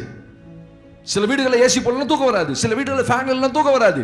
அப்படிப்பட்ட வீடுகளுக்கு வந்துட்டோம். இப்போ அப்போ எலியா அப்படி நல்லா வாழ்ந்த ஒரு மனிதனை கொண்டு போய் ஒரு சாரிபாத் விதவையின் வீட்டில் அவளே சாகனோட எண்ணத்தோடு வாழ்ந்தா வீட்டுக்கு கொண்டு வரா. கவனிங்க, கர்த்தர் சில நேரத்தில் நடத்துறது நமக்கு பிடிக்காது. இங்க போ அங்க போன்னு அலைய விட்டுருவாரு. ஆனா நான் சொல்றதுமா, வாழ்க்கை பாடத்தை கற்றுக் கொடுப்பதற்காக தான் தேவன் அங்க உங்களை உட்கார வைப்பார். சில இடத்துல போய் உட்கார்ந்தா தான் வாழ்க்கை பாடம் என்னன்னு தெரியும் உங்களுக்கு. லைஃப் என்னன்னு சொல்லி ஆண்டவர் சிலருக்கு கற்றுக் கொடுப்பதற்காக தான் சில சூழ்நிலைக்குள்ள, விரும்பத்தகாத சூழ்நிலைக்குள்ள கர்த்தர் நடத்துவார். இதான்ப்பா லைஃப், இதான் லைஃப் அப்படின்னு ஆண்டவர் கற்றுக் கொடுப்பார். அப்படின்னா என்ன அர்த்தம்? தேவன் தான் உன்னை நடத்துகிறவர், தேவன் தான் உன்னை போஷிக்கிறவர்னு ஒரு தேவ பிள்ளை தெரிந்து கொள்ளணும். போய் கேரி தாற்றில் ஒழித்துக்கிட்டு காலையில காக்கா வரும், சாயந்தரம் காக்கா வரும். அப்ப எலியா புரிந்து கொண்டான், என்ன போஷிக்கிறவர் யாரு? கர்த்தர். நீ 1000 சம்பாதிங்க, 1000 பணம் வச்சிருங்க, ஆனா உங்களை போஷிக்கிறவர் யார் தான்? அதனால இதை உணராதனால தான் சில பணப்பெருமையும் பணத்திமுறு நமக்குள்ள வரதுனால தான், அப்போனா போதும், ஒரு செல்போன் ஒன்று தான் இன்னொரு செல்போன் வைக்குவேன், என்கிட்ட காசு இருக்குது. இதெல்லாம் பணத்திமுறு, பணப்பேச்சில் வருது. அது ஒன்றும் பிரச்சனை இல்லை, போனா போதும். சாப்பாடு மிஞ்சிருச்சுன்னா எங்க எங்க எங்க பாட்டிலாம் சொல்லி கொடுப்பாங்க எங்களுக்கு, சாப்பாடு மிஞ்சு போச்சுன்னா கொண்டு போய் டிச்சில் கொட்டிடாதம்பாங்க, சாக்கடையில் கொட்டிடாத, ஒரு நாய்க்கு வை, தெரு நாய்க்கு வை, அது சாப்பிடட்டு. சில கொண்டு போய் டிச்சில் கொட்டுவாங்க. நான் சொல்லுவேன், தரித்திரம் செய்யாத அப்படிலாம். சில என்ன அப்படி நடப்போம், பணத்திமுறையிலையும் பணப்பெருமையிலையும். என்கிட்ட காசு இருக்கு, தோத்துறோம். வாழ்க்கை பாடத்தை கற்றுக் கொடுப்பேன். எங்க கொண்டு போய் உட்கார வைக்கணுமோ அங்க கொண்டு போய் உட்கார வைத்து, நான் சொல்லுவேன் எப்பொழுதுமே என் மூத்த மகள்கிட்ட, பார், அப்பா அம்மாட்ட 7 மாசம் கர்த்தர் உன்னை இருக்க வச்சதே உனக்கு லைஃபை கற்றுக் கொடுக்க தான். ஆமென். நீ சமையலை கற்றுக்கணும், வீட்டில் போகிற மாமியார் வீட்டில் எப்படி இருக்கணும், மாமியார் வீட்டில் எப்படி இருக்கணும், இப்படி தான் கூட்டணும், இப்படி தான் இருக்கணும், வீட்டை இப்படி தான் நீட்டாக வச்சு, இந்த 7 மாதம் நாங்கள் கற்றுக் கொடுத்தோம். சமைக்கவே தெரியாது, இப்போ இந்த 7 மாதம் எல்லாம் கற்றுக்கிட்டா. நான் சொன்னேன், பத்தியா இந்த 7 மாதம் கர்த்தர் உன்னை கொண்டு வந்து நல்லதா போச்சா? இப்போ நீ திருமணத்துக்கு ஆயத்தமாயிட்ட, போகிற வீட்டில் சமாளிச்சுக்குவேன். இப்போ இந்த நேரம் கர்த்தர் உன்னை அனுப்பிச்சிருந்தாலும் வாழ்க்கை நம்ம அங்கே போய் கற்றுக்கிறது ரொம்ப கஷ்டம். சில நேரத்தில் சில இடங்கள்ல ஆண்டவர் வச்சு உங்களை கற்றுக் கொடுக்கும் போது கத்துக்கிட்டா நல்லது. சில கத்துக்க மாட்டாம இருங்க, அதெல்லாம் முடியாது, இதெல்லாம் முடியாது, அடிச்சு உடைச்சு உட்கார வச்சு, இதாண்டா உனக்கு வாழ்க்கை பாடம் கற்றுக் கொடுத்து. எலியாட்ட சொன்னார், காலையில இந்த மாதிரி ஆத்துல தண்ணி ஓடு, குழி, காலையில காக ஒரு சாப்பிடு, ரைட், இப்ப தீந்து போச்சா ஒன்னும் பயப்படாது, எந்திரிச்சு போ, சாரிபாத்துக்கு போ, உன்னை நடத்துறவர் நான், உன்னை போஷிக்கிறவர் நான். சில நேரத்தில் வாழ்க்கை பாடங்களை கற்றுக் கொடுப்பதற்காகவே சில இடங்களை விட்டு உங்களை கர்த்தர் எடுக்கவே மாட்டார், அங்கேயே உட்கார வச்சிருப்பார். அப்பதான் நீங்க புரிந்து கொள்வீர்கள், வாழ்க்கை இதான்ப்பா வாழ்க்கை, இதான் வாழ்க்கை. ஏற்றம் இருக்கும், இறக்கம் இருக்கும், தாழ்வு இருக்கும், தாழ்வு இருக்கும், ஒரு நாள் இருக்கும், ஒரு நாள் இல்லாம இருக்கும். ஸ்தோத்திரம். ஒரு நாள் கஞ்சி குடிக்கணும், ஒரு நாள் ரசசோறு சாப்பிடணும், ஒரு நாள் பிரியாணி தருவார். உன்னை நடத்துறவர் கர்த்தர் நீ புரிஞ்சுக்கிட்டீங்கன்னா கர்த்தர் உங்களை அந்த இடத்தை விட்டு எடுத்துடுவார். வா மேல வா, உன்னை மேல கூப்பிடுற, வா அடுத்த லெவலுக்கு போ, அடுத்த வாழ்க்கையினுடைய கட்டத்துக்கு போ. ஏன் இன்னும் எந்திரிக்க முடியல தெரியுமா? You did understand the life. வாழ்க்கை என்பது என்னன்னு புரிந்து கொள்ள அப்படின்னா என்னை நடத்துகிறவ தேவன், என்னை போஷிக்கிறவ தேவன் நான் மனதார உணரணும். இன்னைக்கு எனக்கு கையில பணம் இருக்கிறதுக்கு நான் சம்பாரிச்சேன்னு சொல்லக்கூடாது. இதை கர்த்தர் கொடுத்தார். இந்த வேலை ஆகாரம் கொடுக்கவும் முன்னாடி வச்சாச்சா, ஆண்டவரே இது எனக்கு நீர் கொடுத்த ஆகாரம். இன்னைக்கு எத்தனை பேர் இப்படி சாப்பாடு வச்சோன்னு ஜோம் பண்றீங்கன்னு தெரியல. சிலருக்கு அப்படியே குதிக்க குதிக்க சாப்பிடணும், அப்பதான் பிடிக்கும். சிலருக்கு சாப்பாடு ஆறி போன பிறகு தான் சாப்பிடுவாங்க. சில வீடுகளில் டீ கொடுப்பாங்க, அதை சுட சுட வாங்கி வச்சுட்டு ஃபேனுக்கு அதை காற்றுல கீழே வச்சுருவான். அது ஆறி சுடுதண்ணி போய் எல்லாம் காப்பி கருவாடா போயிடும். அப்புறம் எடுத்து மெதுவாக குடிப்பாங்க. அப்புறம் எதுக்கு காஃபி? சிலருக்கு கொடுப்பாங்க, என்ன சூடு கம்மியாக இருக்கு, அதுவே தொடவே முடியாது, ஆனால் இன்னும் சூடாக இருக்கணும். அந்த சூடு இருந்தால் தான் அப்படி எடுத்து மடக்கு மடக்கணும். வேற ஆள் அந்த நாக்கில் வளண்டு போயிடும். ஆனால் நம்மால் மடக்கு மடக்குன்னு குடிப்பான். அதுதான் அவனுக்கு பிடிச்சிருக்கும். வாழ்க்கை பாடம் தேவன் கற்றுக் கொடுக்கிறது. சில இடத்துல உங்களை எழுப்பாமே வச்சிருப்பார். நீங்க புரிஞ்சுக்கணும், கர்த்தர் எனக்கு ஏதோ ஒன்றை கற்றுக் கொடுக்கத்தான் கேரி தாற்றண்டைக்கு நடத்தினார். கர்த்தர் ஏதோ ஒன்றை கற்றுக் கொடுக்கத்தான் சாரி பார்த்து. ஏன் தெரியுமா சாரி பார்த்து நடத்தினார்? வர்றா இல்லாமையில உன்னை நான் நடத்த முடியும். ஆமீன் சொல்லுங்க. நீ நினைக்கிறீங்க ஐயோ எனக்கு வருமானம் இவ்வளவு, நான் சொல்றேன், நீ கர்த்தரை புரிந்து கொண்டா, லைஃபை புரிஞ்சுக்கிட்டீங்கன்னா அழகா கர்த்தர் நடத்துவார். இல்லாமையிலும் நடத்துவார், வறண்டு போனாலும் நடத்துவார், ஆற்று தண்ணீரே ஒன்றுமில்லாமல் போனாலும் உன்னை போஷிப்பா. நான் சொல்லுவேன் சில நேரத்தில், ஆண்டவரே இந்த மாசம் இவங்க தரல அவங்க தரல, நான் எப்படி ஆண்டவரே திரும்பி பார்ப்பேன், அந்த மாசம் நான் என் கையில் மிச்சம் தான் இருக்கும். அப்பதான் கதை சொல்லுவேன், உன்னை நடத்துறவர் நான் அல்லவா, உன்னை போஷிக்கிறவர் நான் அல்லவா. ஆமென் சொல்லுங்க. அல்லேலூயா. எழுந்து நிற்போம். கர்த்தர் உங்களை நடத்துவார்.